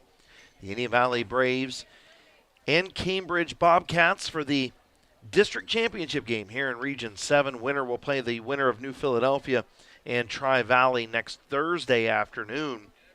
And right now, Cambridge, as we move to the top of the fifth, has the 4-1 lead over Indian Valley. And really a story for Indian Valley is a couple bad innings and a couple bad mistakes. Yeah. And at this level, I mean, you can't have those. You can't have that many mistakes. And Cambridge has been fortunate enough to capitalize on some of those mistakes. I know we've talked about, what a great day it is, but you look at both teams traveled really well too. So there's a sea of red to my left and a sea of blue to my right. So great support from these communities with all these athletes that are out here right now. Yeah, absolutely. And again, you think about your seniors. One of those seniors, Davion Barr, up now, center fielder for the Cambridge Bobcats. He is 1 for 2. And he's going to take a ball inside. We talked about pitch counts. Mr. Zoller just handed this to me. So Davion Barr has seen 14 pitches in his first 2 at-bats. Wow. So that's great, if you're the coach, taking those pitches away. And he hits the second one to the gap in a left center, and it's going to go all the way to the wall. Barr rounds second, and he'll hold up with a stand-up double. And you talked about it. That's a great a great stat right there. He saw a lot of pitches, and he smashed that one. Thank you very much, Troy Dolick, for that information. So which brings up our pitcher, Garrett Carpenter, to the plate. Runner at second base, no outs. We very well may see a bunt here, too. Yeah, Carpenter 1 for 2. He flied out to center, and he had an RBI single and scored a run back in the third. Indian Valley is anticipating the bunt. Third base moving in. He did show bunt, but took the strike from Braden Parsons. So big spot here for Indian Valley. Need to get out of this with no damage. You're starting to run out of time.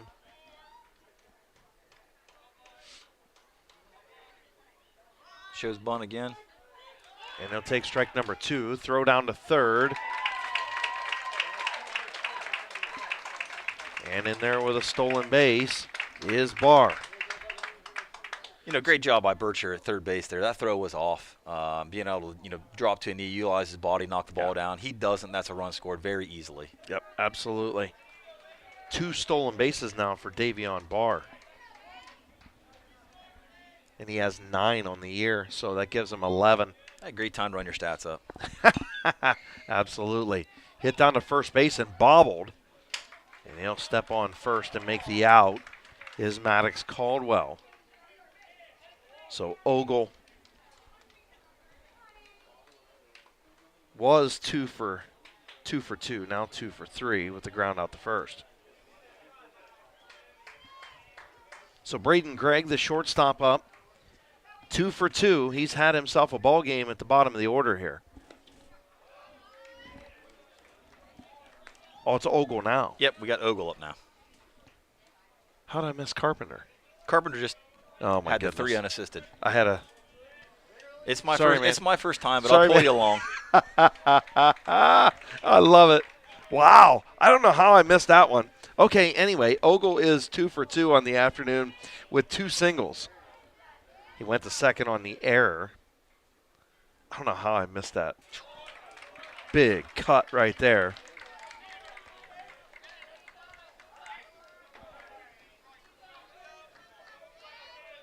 So Andy Ogle, the first baseman. My goodness. Braden Parsons on the mound. Parsons gets the punch out, and I don't think Ogle liked that one. I think it brushed the jersey on its way in. Go ahead. Yeah, I mean, he was trying to get out of the way of the pitch right. For the strike 3 call. I told you he was 2 for 3. Now we'll go to Braden Gregg, who's 2 for 2 on the afternoon. The shortstop has had a monster game at the bottom of the lineup, and he hits a little chopper down to Maddox Caldwell, who will step on first base, and they get out of the inning. So after moving to the bottom of the 5th, the Indian Valley Braves trail the Cambridge Bobcats 4-1 back on Big Z Sports after this. One thing every sports family knows is how crazy eating schedules can get. Well, let Papa John's of Uricksville and New Philadelphia handle the cooking. Papa John's offers a full menu including stuffed crust pizza, Papa Diaz, wings, cheese sticks, and so much more. See all that Papa John's has to offer by visiting papajohns.com and keep earning those Papa rewards. Papa John's of Uricksville and New Philadelphia. Just what you need for your busy schedule. Heads Carolina, tails California. Yeah, this is not the Jody Messina version. This No, is it's the not. new version. It is the new version. Which I hope she got some royalties from that. I think she did because she sings background vocals on it. And she came out when they performed it. She came out as well. I did see that. Yeah, but nonetheless, great song. Cole Swindell. Yeah, Cole Swindell had a lot of big hits lately over the last 5 years or so. Anyway, back to baseball. Bottom of the 5th inning, and the Cambridge Bobcats with the 4-1 lead. Garrett Carpenter having a nice game on the mound. 3 strikeouts, only the 1 earned run. Yeah, looks like Indian Valley's starting off here. We're going to be starting 9-1. So Eric Golder, Ray Bonifay, Tandy McComb. So Golder reached on an error in his first at bat. He'll take strike number 1.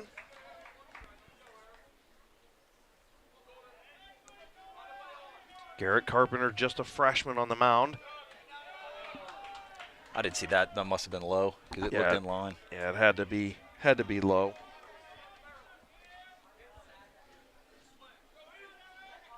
Eric Golder will take a ball on the outside part of the plate.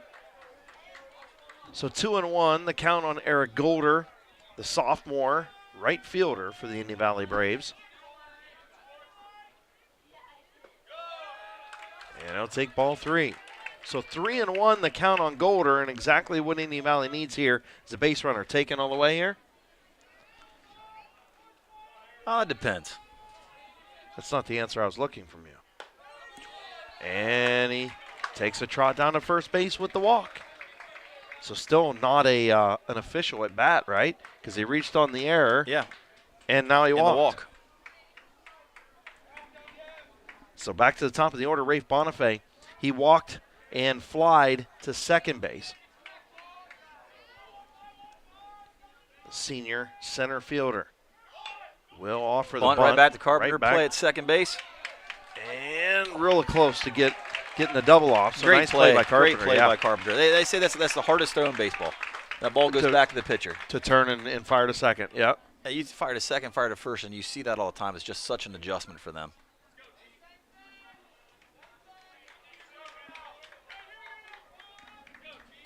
So Tandy McComb with 1 down, and Rafe Bonifay at first base now.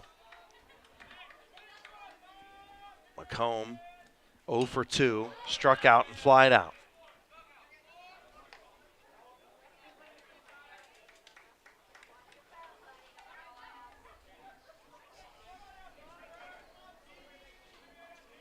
Garrett Carpenter on the mound. He'll take a fire over to Bonifay. Yeah, for good reason. I mean, Yeah. Bonifay's got 25 steals on the year. 25 steals. That's a lot of batting gloves nailed up in the bedroom somewhere. Okay, Willie Mays Hayes. Garrett Carpenter fires high there for another ball. Yeah, 25 steals. When I wrote that down, I thought, that's got to be a misprint. It's a lot of steals, man. That is a lot. I mean, that's over 1 a game. They're sitting at 24 games on the year. So 3-0 to Tanya McComb. 2-1. Or 2-1. Yep. I was double checking through you to Troy, and you just picked it up halfway. That's all right. I'm usually caught in the middle somewhere. Usually caught in left field, usually. 2-2 the count on Tanya McComb. Garrett Carpenter will fire. The 2-2. McComb going to rip it foul up the left field line. Yeah, if I remember correctly, last pitch, Tanya struck out on that curveball in the outside corner. Yeah. I'm sure that's in the front of Carpenter's brain right now. He remembers that. Oh, absolutely. Carpenter will fire the 2-2. McComb going to hit it right to the shortstop. And they don't get him doubled off. Is Bonifay, and he's going to head into second base. And they almost threw it away again. I mean, you had left, center, and short backing that throw up. So. Yeah. So if you're Cambridge, you take a big sigh of relief there. As Tanya McComb laced one to Braden Gregg at shortstop, and Gregg airmailed, trying to double off Rafe Bonifay over at first.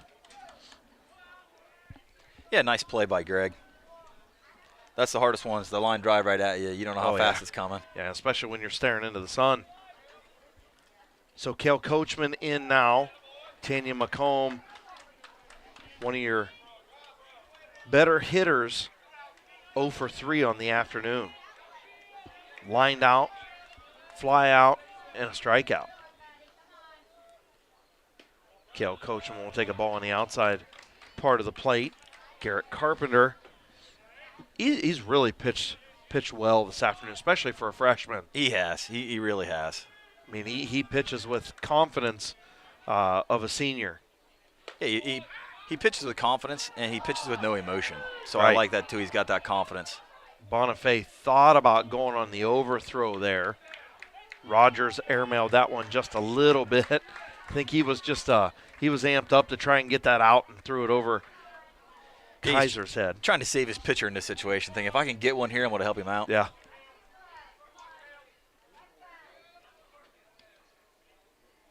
Cale Coachman at the plate for Indian Valley. Carpenter will fire a strike. Good way to respond. 3-1 on Cale Coachman.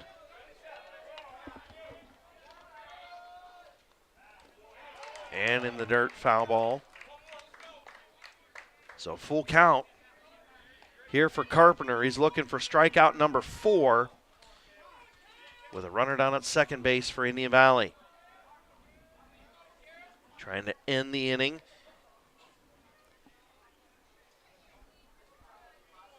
And leave Indian Valley with only 6 outs to play with. Payoff pitch. Inside, and Coachman's going to take the walk down to first base. So nice job by Cale Coachman. And really not what he wanted there. I mean, No. You've got Brogan Bircher come to the plate right now. Yeah, he was 2 for 2 with a double and a run scored, and also singled in his last at bat. So, and Cambridge obviously remembers they've got the shift on. Center's playing left gap.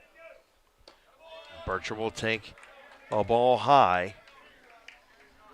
Bircher on the year with a home run, a triple, 5 doubles. He hit a 6th double earlier. You got a tying run at the plate right now with 2 outs. Yeah, you can end this one with, or you can even this one up with 1 swing here. Bircher is going to hit it. Foul and ball sky that it appears foul. to be playable. It is down the first base line, and a nice job by Ogle to reel that one in and stop the Indian Valley threat. We move to the top of the 6th inning, 4-1, Cambridge in front. Back on Big Z Sports, brought to you by the Tuscarawas Insurance Agency right after this. People are always asking, what is Cartoons? I hear that name on the radio all the time. Cartoons is a radio shop in New Philadelphia that specializes in tuning up your stereo system on anything you drive or ride. We tune up car tunes, truck tunes, boat tunes, motorcycle tunes, RV tunes, new and used vehicle tunes. We carry the best brands from Kenwood, Sony, Alpine, Pioneer, just to name a few. Cartoons also carries a full line of lighting accessories, backup camera systems, remote starts, or just need it installed? Give us a call. Cartoons on West High Avenue in New Philly. Be there. Welcome back to Ridgewood High School. Again, an awesome job by the grounds crew here at Ridgewood High School. Just a phenomenal looking field. Love playing on the grass. Everybody going to turf. Man, give me one of these fields that looks like this any day of the week.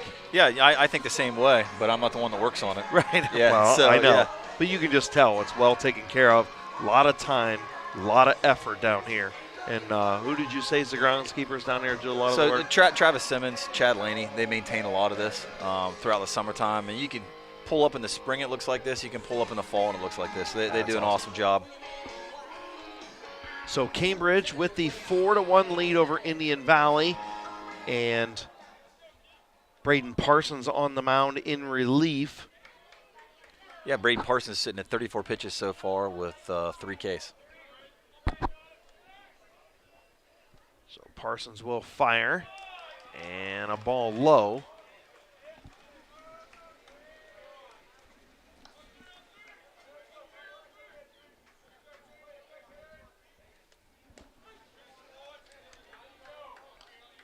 One and one now, the count.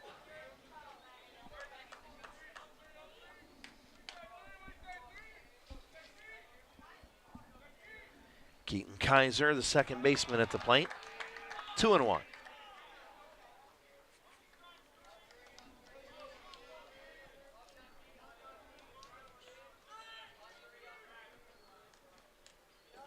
And Kaiser going to chase one in the dirt. Yeah, he didn't want to swing at that. He tried to hold up, but way too late. Yeah, he's trying to be aggressive here in his at bat. Yep.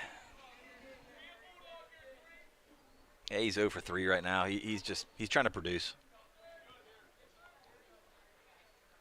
And Parsons will fire on the outside part of the plate.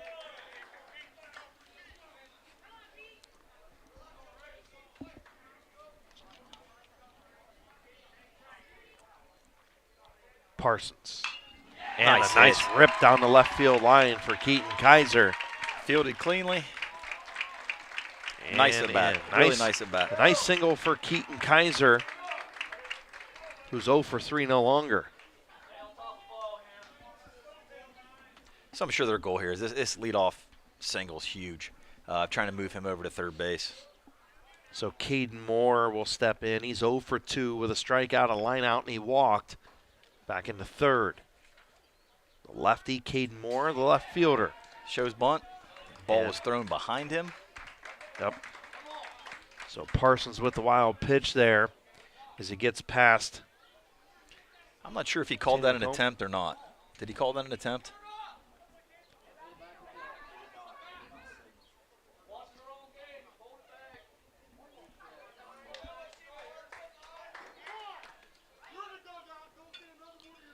All right, so the Indian Valley dugout being warned by home plate umpire. Yeah, I think there's some confusion there if he attempted on that bunt. Ball was thrown behind him, so he was trying to get out of the way. Right. Shows bunt again. Yep. And foul ball. So Keaton Kaiser down at second base on the wild pitch.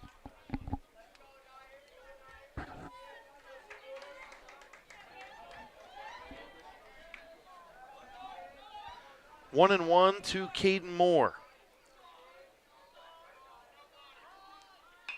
And bunted right Great back bunt. to the pitcher. No play at third. Yep. Great Parsons sacrifice takes the bunt. only sure out at first base. So one down here in the sixth. So which brings up Rogers. Rogers got a double in the first, has 2 Ks looking his last 2 at-bats. Yeah, after the double to lead things off, you thought, man, this kid's going to have a game, and then he follows it up with 2 strikeouts, but he lines one down the third base line there, foul. Yeah, and again, I think, and if you remember back, the 2 strikeouts that he had were they were looking, and they were all both questionable in that outside corner. Right. Questionable. Again, our bad angle. Right. So the 0-1 to Reagan Rogers. Interesting shift they have on here after he pulled that ball in the double to left. The throw over to third. Nice job by Jackson Bircher to corral that throw over from Parsons.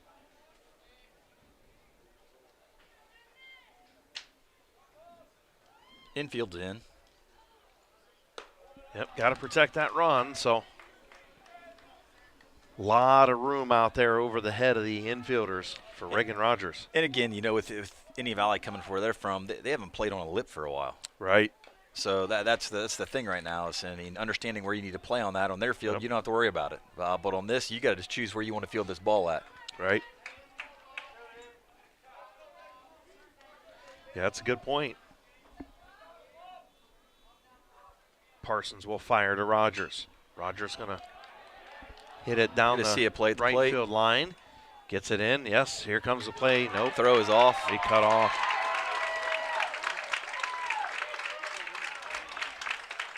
So cutting it off was Maddox Caldwell.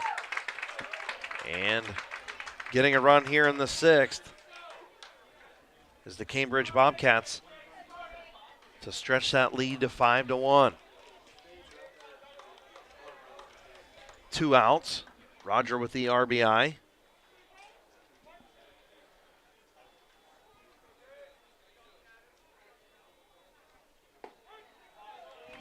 Strike from Parsons there to Jake Valentine, the cleanup hitter. 2 for 3.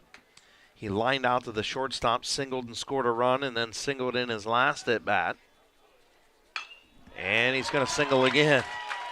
So Jake Valentine, 3 for 4 on the afternoon with 3 singles. Just what you want out of your cleanup hitter. I mean, you don't always have to get the long ball out of him. No, and even the one at bat that he did get taken from, it was a line out to shortstop. It was a nice solid hit, so he's definitely squaring the ball up today. And they got a pinch runner down there at first. I believe sophomore Connor McIntyre, number 13, down there at first base. So McIntyre running for Valentine. So Angelo Rocco steps in for the Cambridge Bobcats. And Parsons will fire strike number 1. Top of the 6th inning, 5-1, Cambridge in front. Braden Parsons on the mound for the Indian Valley Braves. Angelo Rocco, the third baseman, at the plate. In the and gap. He'll hit it right to the shortstop. Good play. And he's off the bag. Got him off the bag. Wow. E6.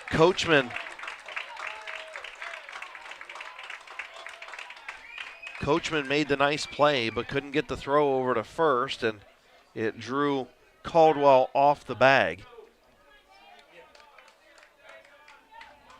So another error for the Indian Valley Braves.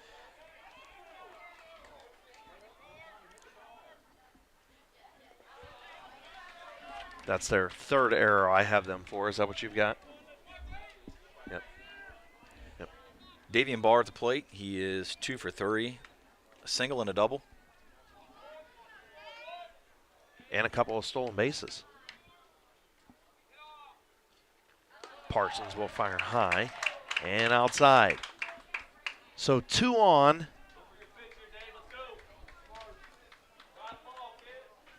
1 out here, 2 outs. 2 outs. 2 outs here in the top of the 6th inning. And the 0-2. 2-0, sorry. In the dirt.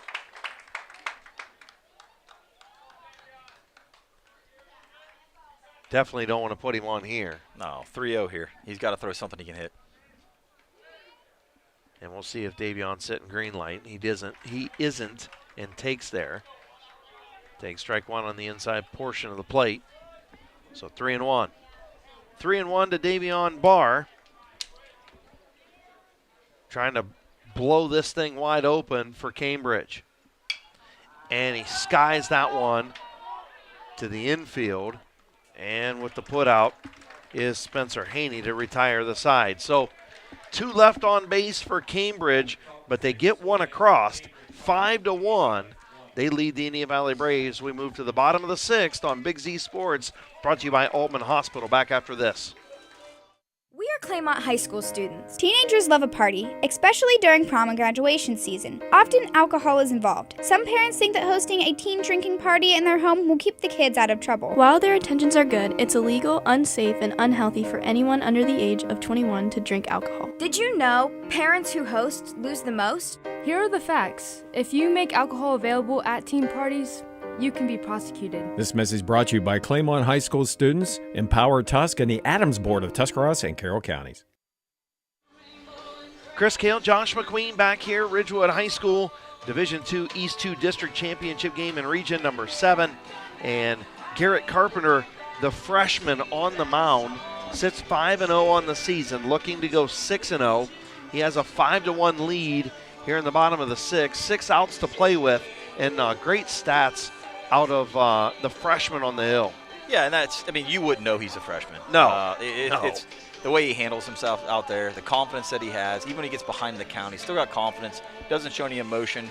Garrett's sitting at 70 pitches through 5 innings. He's got 3 Ks and 4 walks. Yeah. So it's really good stats at this level. Yes, absolutely. So stepping in now is Jackson Bircher, the sophomore. He's 0 for 2, flying to right.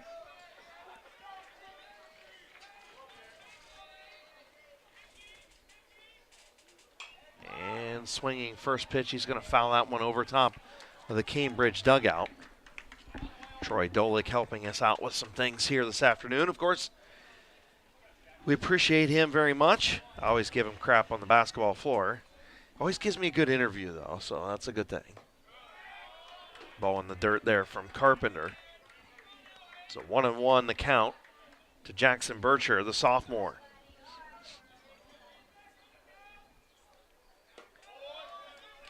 A little bit high there, just above the letters.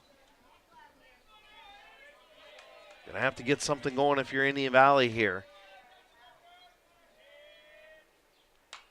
Bircher's gonna foul another one back, so good at bat so far. So Bircher 0 for 2, Spencer Haney's 0 for 1, Sam Zerker 1 for 2. Those are your due-up hitters for Indian Valley here in the bottom of the 6th, trailing 5-1 to Cambridge. Don't have any updates on New Philadelphia and Tri-Valley. I'll see if I can get it the next break.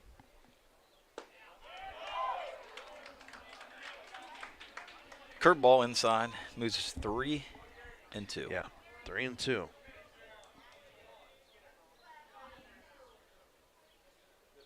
And a lot of movement on that one. And Bircher skied it. And that's what I'm talking about. I mean, it's a 3-2 count. He's still got confidence to throw his curveball in the 6th inning. You know, and I do know a little bit about Garrett. Garrett's, you know, he's got a long lineage there with pitching in Cambridge, from his grandpa to dad all the way down. And he's a freshman now, and I'm telling you, he's better than his dad ever was right now. So I hope he hears this, and I hope. Yeah. No, Garrett's done a great job.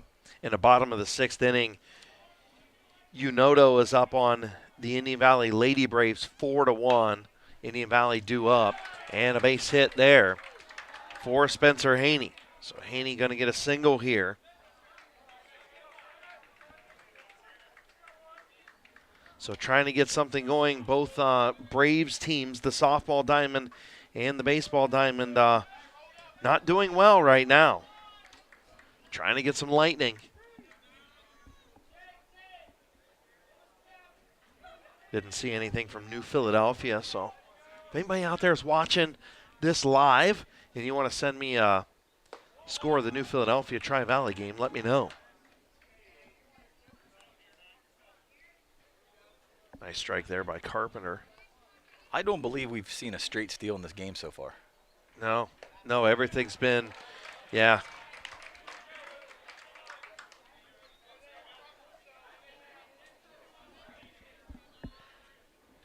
Tri-Valley and New Philadelphia tied at 3 right now. Thank you very much, Troy.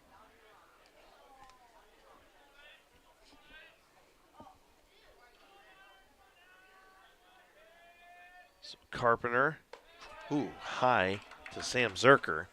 The DH 1 for 2 with a double and a strikeout. Really looking for something here. If you're going to start chipping away, it's got to happen now. Zerker takes one in the dirt. So standing down at first base, Spencer Haney. The second baseman started on the hill.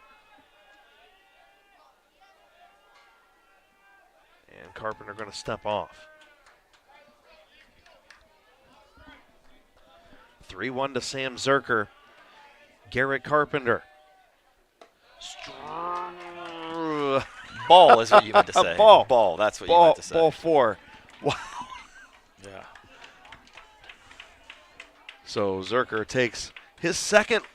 No, I was going to say, I thought it was the second walk. It was not.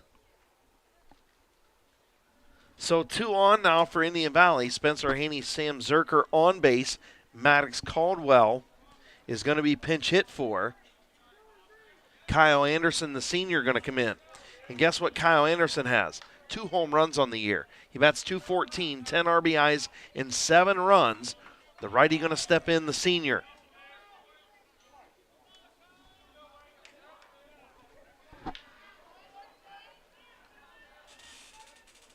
So pinch hitting for Caldwell here, and he will take ball number 1. Spencer Haney at second, Sam Zerker at first base. Garrett Carpenter in trouble here for the first time in quite a while. And just missing that one. You heard the crowd below us groan.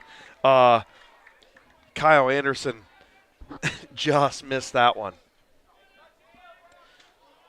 So the 1-1 from Carpenter to Anderson.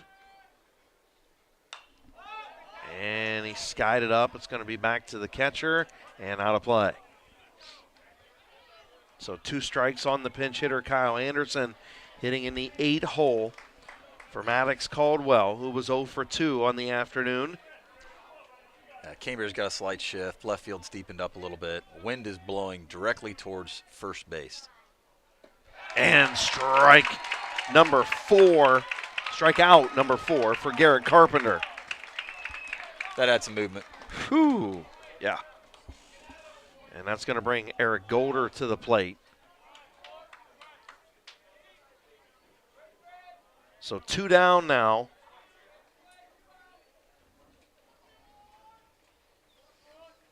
And Golder is going to hit that one right to straightaway center field. Dropped he dropped it. So an error, 1 run scores for Indian Valley. Spencer Haney scores. So we're advancing from first to second. For what? I don't know. Was there an interference? Must have been interference down on the first base. Okay, so first baseman had interference down there, Troy said. So 5-2 now. Bottom of the 6th inning, 2 outs.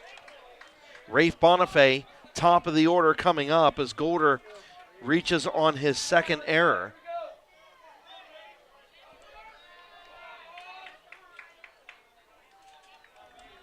As Barr dropped that one in center field, and now a big spot for Rafe Bonifay with 2 runners in scoring position and 2 outs.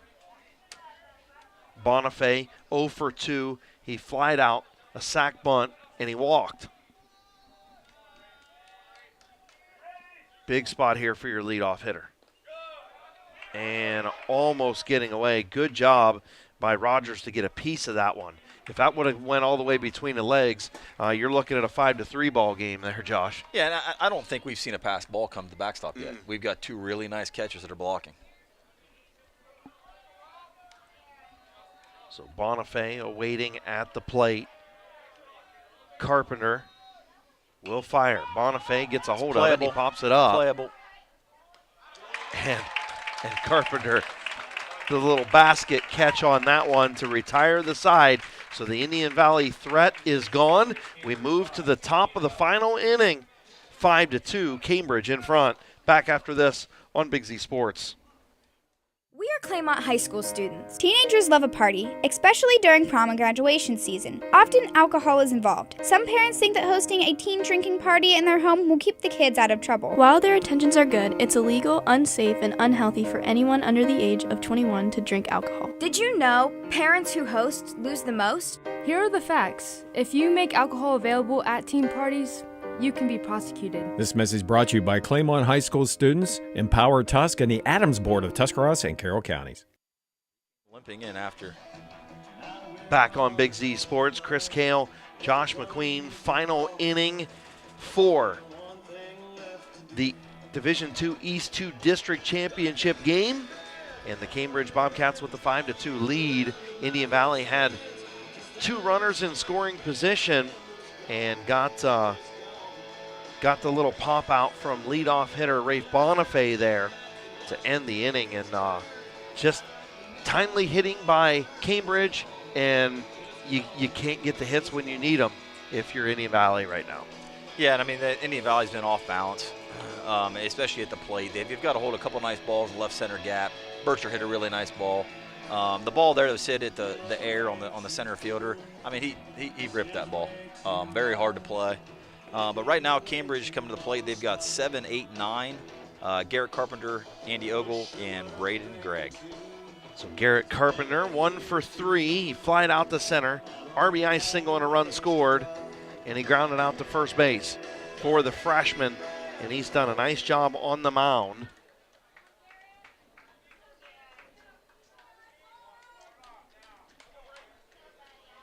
And Parsons back out there for Indian Valley here in the 7th. And ball number 1.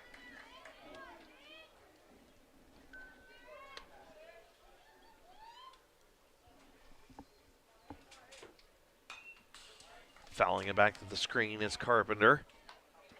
Again, we've talked about this kid a little bit. You know, just does not play like a freshman. A lot of poise out of number 8. As he swings through that one. Yeah, it looked like a circle change. Yep. 1 ball, 2 strikes. So 1-2 the count on the opposing pitcher, Garrett Carpenter, the freshman. And he gets a piece of it and stays alive. Braden Parsons has done a nice job coming on in relief. I think he is responsible for 1 of those runs. The other 4 from starter Spencer Haney.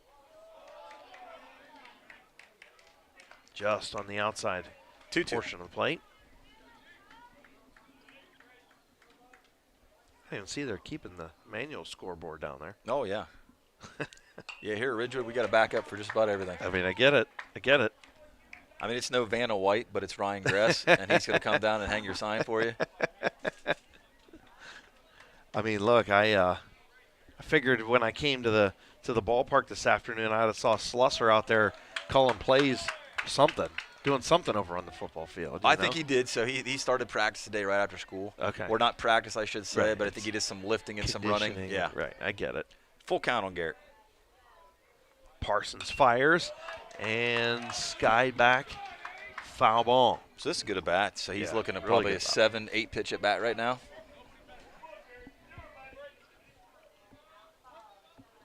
Parsons to Carpenter. Pitcher versus pitcher. And Carpenter a little nubber to first base, retired by Maddox Caldwell. So 1 down here in the top of the 7th.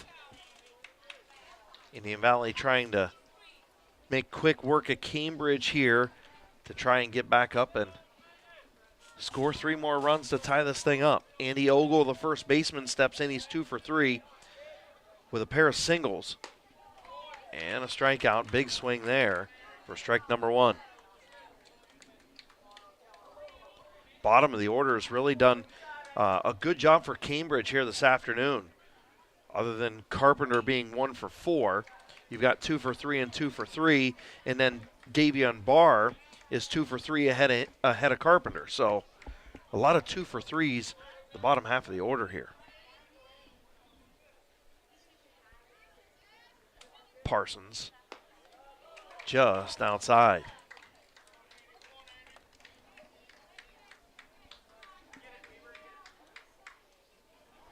Andy Ogle, the senior first baseman for Cambridge. Foul back to the screen, staying alive. Ogle batting .316 on the year. 2 doubles, 11 RBIs, 17 runs. Also 2 for 2 on the mound, or 2 and 2 on the mound. Parsons delivers another foul ball. So 2 good at bats for the Cambridge Bobcats. Somebody down there liked that foul ball. Yeah, I'm not sure. I'm not sure what they were cheering about that, but I mean, maybe there was a bet somewhere. I don't know. Somebody liked it. And he gets just a piece of it, does Ogle. And a nice play there by the shortstop to retire the side, Cale Coachman. Actually, I take that back. That was moving over. Spencer Haney moved over to shortstop. So Haney with the put out there, or the assist there. Yeah, again, both teams are refusing to go down without a battle. And you've seen that, especially out of Cambridge, making them throw a lot of pitches. But Indian Valley's got a great 2-strike approach, putting the ball in play. So Braden Gregg 2 for 3, 2-run single, a bloop single, and a stolen base. He grounded out to first in his last at bat.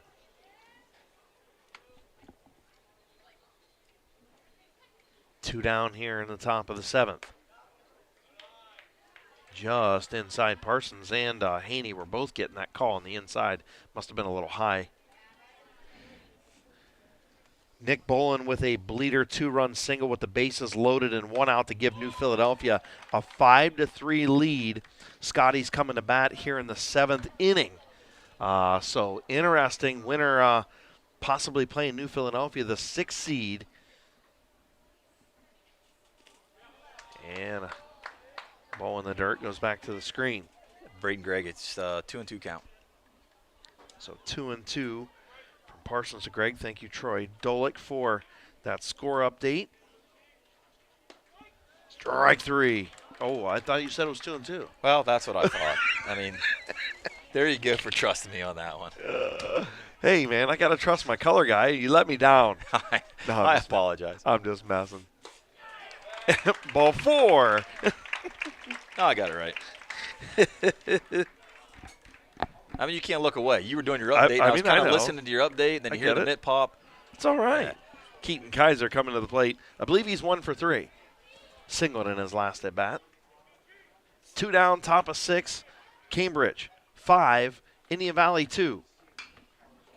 And a little blooper into the gap, and he won't test the arm. Between second base and right field. The right fielder, Golder, comes up and gets it. Yeah, he didn't want to test the arm, and he'll stay at second base. So nice single there by Kaiser, and he goes from starting out 0-2 on the afternoon to being 2 for 4. Yeah, which brings up Cade Moore. Cade Moore is, 0 for 2 here with a sack. So I've got him 0 for 3. A strikeout, a line out, a sack bunt, and a walk. You're right. Ball in the dirt. I haven't been right much today, but not when I thought I was right. We'll get it together. Okay. We'll get it together at it's some all point. Good. It's all good, man. We've still got a couple more outs in this one, 4 more outs in this one. We can pull it all together. So Braden Parsons on the mound for Indian Valley, and fouling it into foul ground and not being able to get there. And I don't think they were really happy there with Jackson Bircher's hustle. At least somebody in the crowd wasn't. No, I don't think they were happy with their catcher or third baseman. Right, I mean, it looked like he could have got to that one, but anyway, Parsons will deliver, and a base hit to the gap. This is going to score 1, maybe 2. Probably 2. It's a double for now, and a 2-run double for Caden Moore. Now they're probably even more upset about that foul ball. Yes, I would imagine so. Wow. 7-2. Cambridge in front, and they're not done. So Kaiser scores. Which brings up Rogers. Rogers seen 22 pitches in his last 4 at-bats. So, again, chipping away. Rogers 1 for 4. As he'll take a ball in the dirt. And again, his kryptonite tonight has been that outside corner. Yeah, he can't get to it. Now, whether that's their outside corner or outside corner, I don't want to argue that, but it's close. Parsons goes back to that outside corner and misses there. His handwriting's better than mine. It is. I wasn't going to say anything, but yeah, I can read that. He writes like a girl. And a little check swing there, and it's going to be a base hit. He didn't hear me say that he writes like a girl because they got the hit there. Oh, he did. He caught that one. So the check swing infield single, I guess you'd probably give him the single, yes? Yeah. So 2 for 5 on the afternoon. Is Reagan Rogers done a great job behind the plate. Now you got Jake Valentine, who's 3 for 4. Valentine will take a ball high. Yep. Right. He lined out, then he singled, scored a run, singled and singled in his last at bat. So 3 singles on the afternoon for Jake Valentine. And he hits that one for another single. RBI single for Jake Valentine, who is 4 for 5. Have a day, Jake. Yeah. First RBI of the afternoon.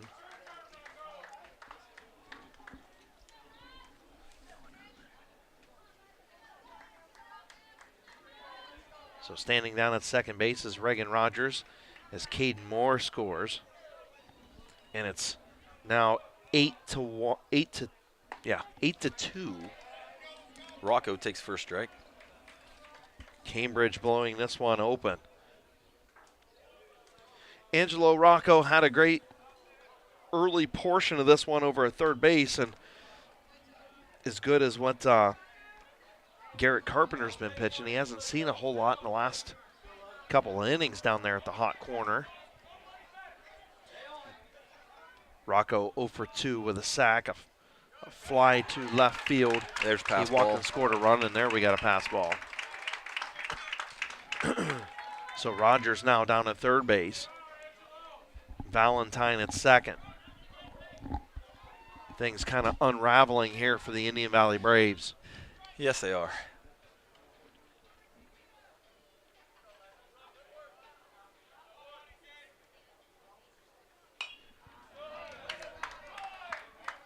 And out of play. So Parsons on the mound trying to stop the bleeding.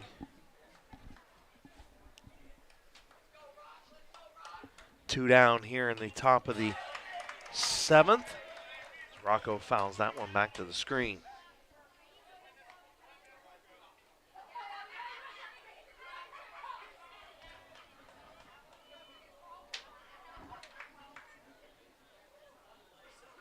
Braden Parsons to Angelo Rocco in the dirt.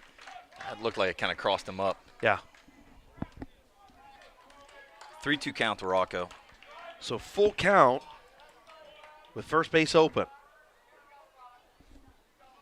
See what they do here. And Rocco rips one to left field. That's going to be a 2-run single for Rocco. Wow. Just things falling apart for Indian Valley. 2-run single by Rocco. That's 5 runs now here in the 7th inning.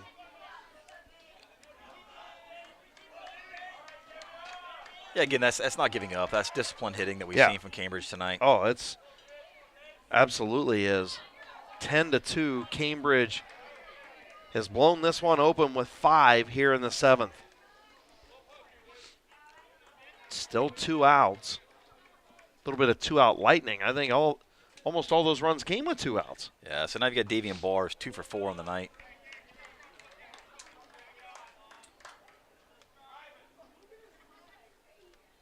Bloop single and a double. He's stolen a couple bases. And a ball outside. 2-1 to count. So 2-1. Parsons to Davion Barr. Ooh, and he hit him. Got him in the foot. And Barr will sprint down to first base. You know that had to hurt. I think it looks like Shannon's coming out for a mound visit.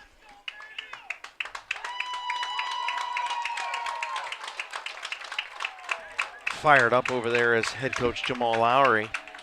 Bases loaded, 1 out for Tri-Valley with the cleanup man at the plate. They need 2 runs to keep it going. New Philadelphia trying to get some outs. Trying to get a big out, I should say, to punch their ticket to the regionals. It looks like we're going to have a pitching change here. We got Cale Coachman coming onto the mound for the Indian Valley Braves. Cale Coachman, 5-1 on the season with 1 save. He has 40 2/3 innings pitched, 13 runs, 6 earned, 22 strikeouts, 9 walks, and a 1.03 ERA for Cale Coachman, the senior. Again, with a 10-2 score for Cambridge. You start thinking about, like we had talked about a couple times, those seniors.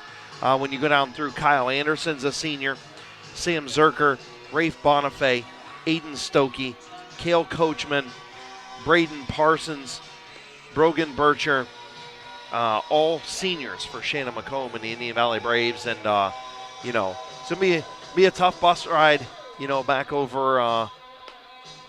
over east if they can't have an incredible comeback here in the 7th.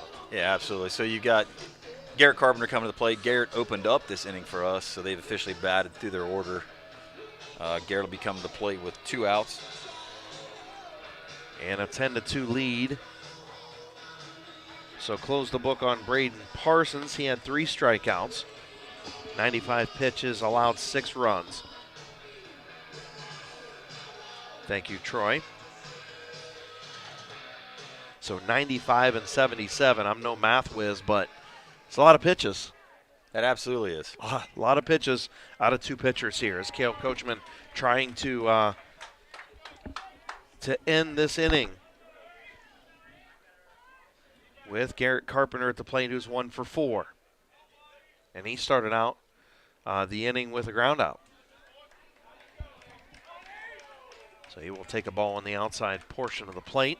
We'll try and keep you updated on New Philadelphia and Tri-Way as soon as we do have a final with that. The Indian Valley Lady Braves were trailing coming to the 7th. Fall and in. that's going to get in for there. a single. And it's going to be an RBI single for Garrett Carpenter. So he is 2 for 5 on the afternoon, and it is now 11-1 Cambridge. Or 11-2, sorry. 11-2 Cambridge. So, again, Carpenter started out with the ground out, and Andy Ogle grounded to shortstop. So all those runs and all that damage with 2 outs. Absolutely. 6 runs with 2 outs. Yeah. Wow.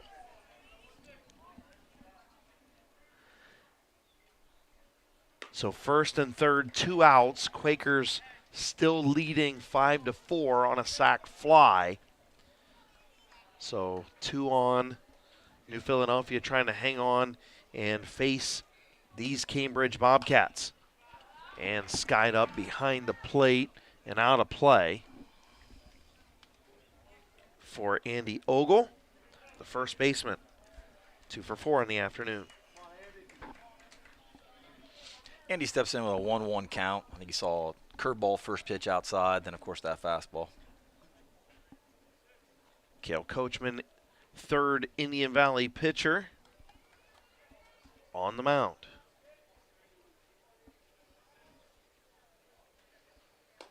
And high. 2-1, Andy Ogle.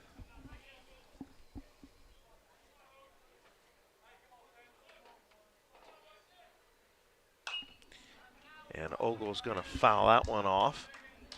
So 2-2 the count.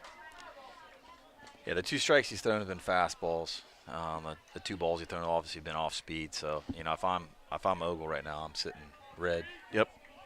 Agreed. Runner goes. In the dirt. Carpenter to base. second. Yep. Stolen base for Carpenter. What hasn't he done this afternoon? pitched a beauty on the mound.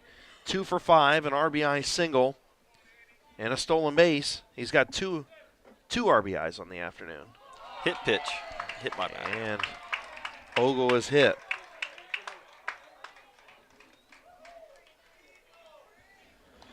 So that'll bring up the 9 batter. Loads the bases for Braden Gregg.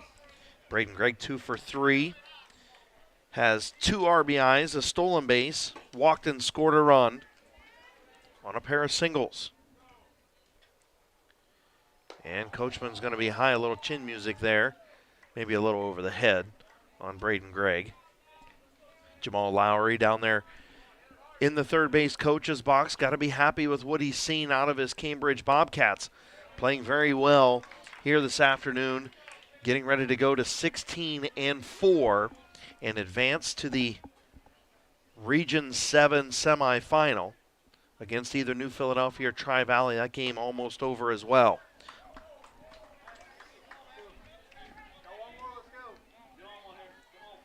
One, two. So the 1-2 from Cale Coachman to Braden Gregg. And Gregg's going to foul it right to his coach. Nice play down there by Coach Lowry.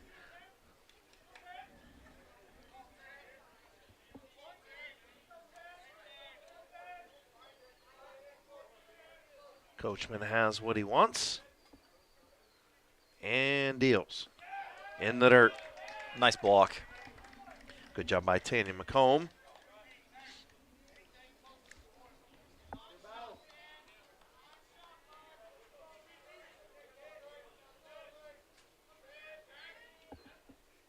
Coachman again delivers.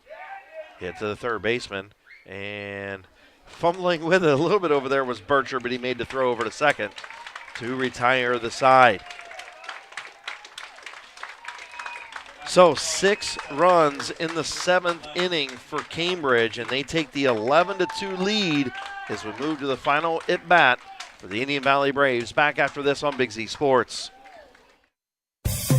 Hi, I'm Zach Motice with the Tuscarawas Insurance Agency. For all your auto, home, farm, and business insurance needs, contact our team at the Tuscarawas Insurance Agency or stop in and see us at one of our 3 locations in Sugar Creek, Strasburg, and downtown New Philadelphia, providing excellent service to the Tuscarawas Valley since 1885. Everyone here at the Tuscarawas Insurance Agency would like to wish all area athletes and teams good luck.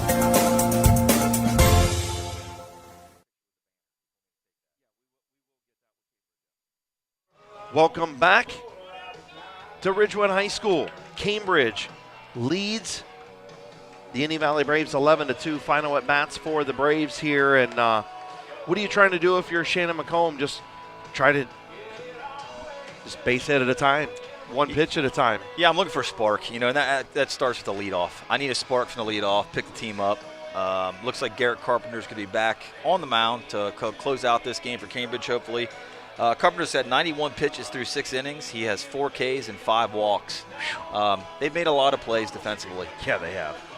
Yes, they have. So Tanya McComb will lead things off here in the 7th for Indian Valley. The junior is 0 for 3, a strikeout, a flyout, and a line out. And he'll take strike number 1. Yeah, and Tanyon's due here. Yeah, he is. Batting .446 on the year. And he'll take strike number 2 on the outside part of the plate. The junior catcher. Yeah, I expect to see him choke up here, put a ball in play. And going to get one in the dirt, 1-2. Tanya McComb. Garrett Carpenter, 4 Ks on the afternoon so far. Looking for that complete game win. Then McComb going to hit it right down to Rocco at third. And couldn't make the play over there at first base. You know, that's the thing right now. They need to build on, like we talked about. Right. That potentially could be that spark. So third error for Cambridge. That one being charged to Ogle on the scoop over at first base. Unless our official scorekeeper is going to give it to Rocco. No. So looking to Shows bunt and takes a strike. Sacrifice the run here, or sacrifice the runner over.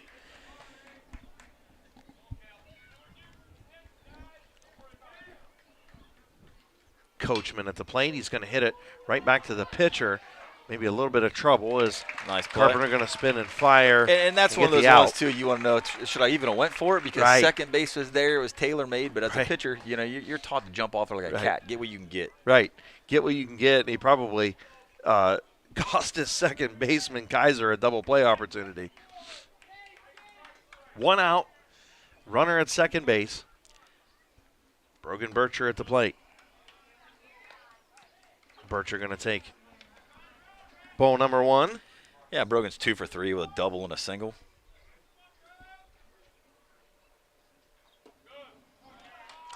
Two-0.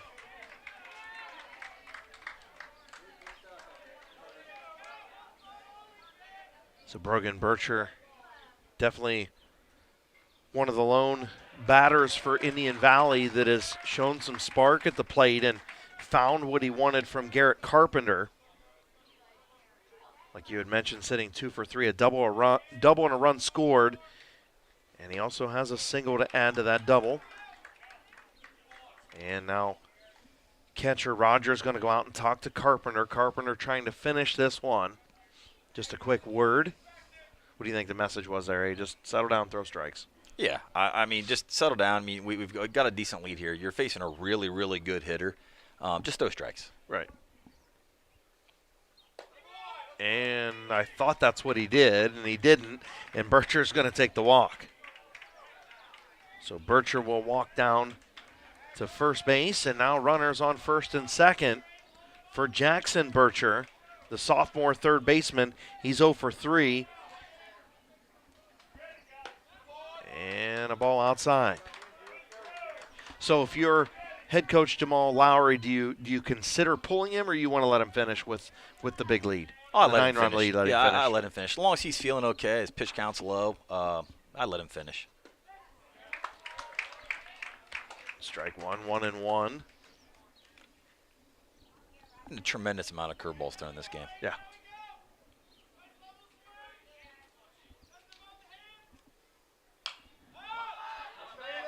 Sky down the left field line. Going to be out of play. Down in the trees down there. So 1-2 the count on Jackson Bircher with 1 out here in the bottom of the 7th inning. 2 runners on for Indian Valley. They trail 11-2. Yeah, if I'm Greg at shortstop right now, I'm looking, thinking Carpenter's going to throw a curveball here. This is potentially my double play ball. He's going to be a pull hitter. Ground ball to me. Ground ball. I almost called it. Almost did, as they get the force out at second base. So runners nice at the corners. Yeah, it was a good play there by the shortstop. Or actually, that was Rocco that threw that over. So good play by Angelo Rocco to record out number 2. So runners at the corners. Final hope for the Indian Valley Braves. Spencer Haney, the pitcher, who started the game, moved over to shortstop, moved to second, then to shortstop. He stands in and takes ball number 1.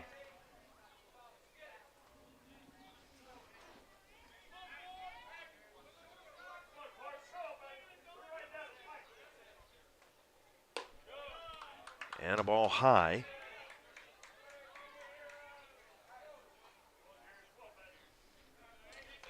So 2-0 to Spencer Haney. And Carpenter gets the call there. So New Philadelphia does advance 5-4 over Tri-Valley. So just foul there for Haney down the left field line. So Cambridge, if they can record one more out, they will move on to face New Philadelphia in the regional semifinal of Region 7. And that game next Thursday at 2 o'clock. So good win by New Philadelphia, the 6th seed. Yeah, absolutely. They had a lot of injury bugs throughout the year.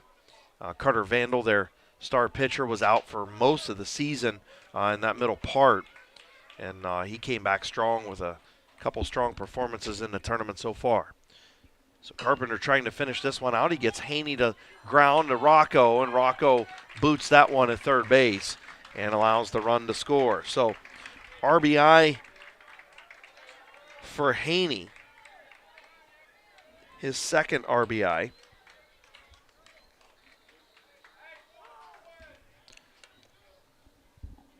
Leaves us runners at first and second. Samuel at the plate. And Zerker will take ball number 1. So Sam Zerker, final plate appearance for the senior. He'll take strike number 1, so 1-1 the count on Zerker. 11-3, Cambridge in front. One more out, they will move on to take on New Philadelphia. And Zerker's hit right there in his last at bat in high school. Probably not the memory you want, right? Yeah, no. Cambridge coach coming out for a mound visit with Carpenter. And I think he's going to take the ball from him. And he did. So pitching change, because that's going to close the book on Garrett Carpenter. Yeah, heck of a performance there. Yeah, absolutely. And getting a well-deserved standing O from the Cambridge Bobcat faithful. The freshman did a nice job at the plate and on the mound here this afternoon. 113 pitches on the afternoon. Giving up the 3 runs. He is responsible for the 3 on base. And finishes with 4 strikeouts. Dawson Geese. Freshman also. Yeah, another freshman. Number 15 steps in. Yeah, and if I remember correctly, he throws pretty hard. Yeah, 0 for 1 with a save. He's given up 3 runs, all 3 of those earned. 6 strikeouts, 2 walks, and a 3.5 ERA for Dawson Geese. Trying to close this one out for skipper Jamal Lowry. Nothing wrong with a little Florida-Georgia line. Only missing. No, but there's only one now. You can't. It's not Florida-Georgia line anymore. I mean, good point. Good point. We're, just a beautiful evening. Only missing maybe some. Only missing what? some things. Hopefully you guys are sitting back after doing some yard work and catching this one on YouTube. Again, thank you to the Tuscarawas Insurance Agency, Allman Hospital, PAC Drilling, Commercial and Savings Bank, Wood Electric, WM Commercial Roofing, Advancing Athletics, McInturf Realty, and Kine. All of our sponsors for Big Z Sports here this spring. So trying to finish this one up, Maddox Caldwell at the plate against Dawson Geese, trying to close it out for Cambridge with an 11-3 lead. Geese will fire that one outside. 1-1 the count on Maddox Caldwell. Caldwell, I think he's 0 for 2 with a ground out and a strikeout.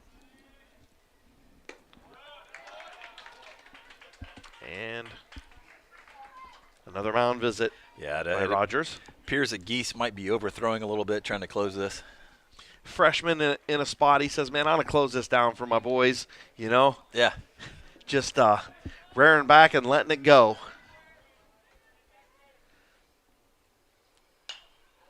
And blooped. Is that going to get through? Caught. A nice catch. What a by play the by the second baseman. Keaton Kaiser. Kaiser to finish this one. And he had a heck of a game Monday night, too, with the triple play. Fantastic finish. Good for him. Cambridge will get the 11-3 win. And we will discuss our McInturf Realty Player of the Game after we come back. Cambridge going to move on and take on New Philadelphia here. They are the East 2 District champions. Back on Big Z Sports right after this. When struggles seem too tough, when sickness takes a hold, when cancer picks a fight, when baby's on its way, when life throws you a curveball, we've got you. With nearly 130 years in your backyard, Altman knows you and knows your community better than anyone. We're your neighbors, your friends, your family, and we want you to be the healthiest you can be. Altman, we are ready. We've got you. Wood Electric has been trusted with all of your electrical needs for over 30 years. They are the place to call for residential, commercial, and industrial work. Wood Electric is available 24 hours a day and ready to help with any electrical problem, outage, or installation. Wood Electric, serving Tuscarawas County and beyond since 1988. Like Wood Electric on Facebook or find them online at woodelectric.net. PAC Drilling, a family-owned and operated company since 2005 in Bolivar, takes pride in being an economic oil and gas drilling company. PAC's objective is to contribute to American energy independence through profitable development, operation, and marketing of oil and natural gas wells. PAC also employs operating technicians to oversee each and every well drilled to maximize its productivity and longevity. Contact PAC Drilling at pacdrilling.com. When it comes to understanding your options for buying or building a home, refinancing your current mortgage, or finally adding that sunroom, CSB is here to help. Check out our video series at csb1.com titled Mortgage 101. This informational series covers everything from what to know before you buy a home to life after your mortgage is paid off. When you are ready to discuss specifics, our mortgage experts will handle the details. Call or text us at 800-654-9015. The Commercial and Savings Bank, member FDIC, equal housing lender. I'm Dr. Michele Iona. At Advancing Athletics, our Fuel, Move, Recover philosophy can help anyone be their best. Here's what thriving looks like. I'm an FMR athlete. I'm an FMR athlete. I'm an FMR athlete. From high school to aging well, no one will take care of you and your kids better than us.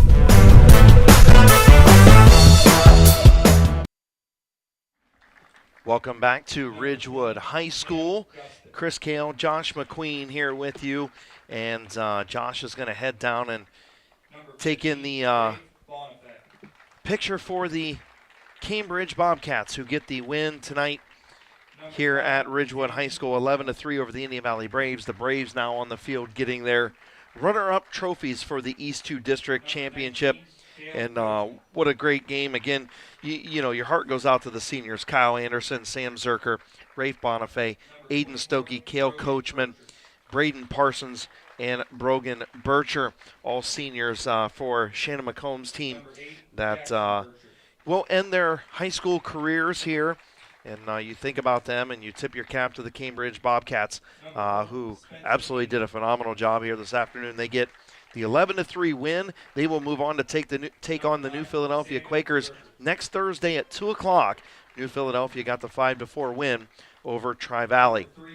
Wrapping things up for the Cambridge Bobcats, they get 2 runs in the first. I'm sorry, 2 runs in the second, 2 runs in the third, 1 in the sixth, and 6 runs in the 7th inning to take the 11-3 win here over the Indian Valley Braves. Our McInturf Realty player of the game going to be none other than freshman Garrett Carpenter from the Cambridge Bobcats. At the plate, he was 2 for 5, 2 singles, 2 RBIs, a run scored, and a stolen base. And on the mound, the freshman threw 113 pitches, struck out 4 Indian Valley Braves. He did walk 6. That's the only blemish, really. He gave up 3 runs. 2 of those runs are earned. So congratulations to Garrett Carpenter, the freshman, our McInturf Realty player of the game. Again, thank you to everybody for tuning in. Thank you to all of our sponsors, the Tuscarawas Insurance Agency, Altman Hospital, PAC Drilling, Commercial and Savings Bank, Wood Electric, WM Commercial Roofing, Advancing Athletics, Kime, and of course, McInturf Realty for being with us all year long. We're still going to have another game, it looks like. Probably going to have this game against New Philadelphia and Cambridge coming up next Thursday. We'll see where Sports Director Adam Saweski sends us next. And make sure you stay tuned. Thank you for watching. Again, I am Chris Kale. For Josh McQueen, my color analyst, of course, Carson Zoller on camera, Jacob Henning producing things tonight here for us, and a big thank you to Troy Dolick up here in the tower for helping us with stats. I'm Chris Kale saying so long from Ridgewood High School, where tonight the Cambridge Bobcats advance and move on to the regionals. They defeat Indian Valley 11-3 here on Big Z Sports. Hi, this is Jan McInturf. The past 30 years, the residents in and around the Tuscarawas County have made the call to the realtors and staff of McInturf Realty for buying and selling of residential and commercial properties. We truly live in a great community, and in all of those communities, there is nothing better than high school sports. For myself and all the agents and staff at McInturf Realty, we would like to wish all the area athletes good luck this season. And make the call to McInturf Realty, 330-364-SOLD, or find us online at McInturfRealty.net.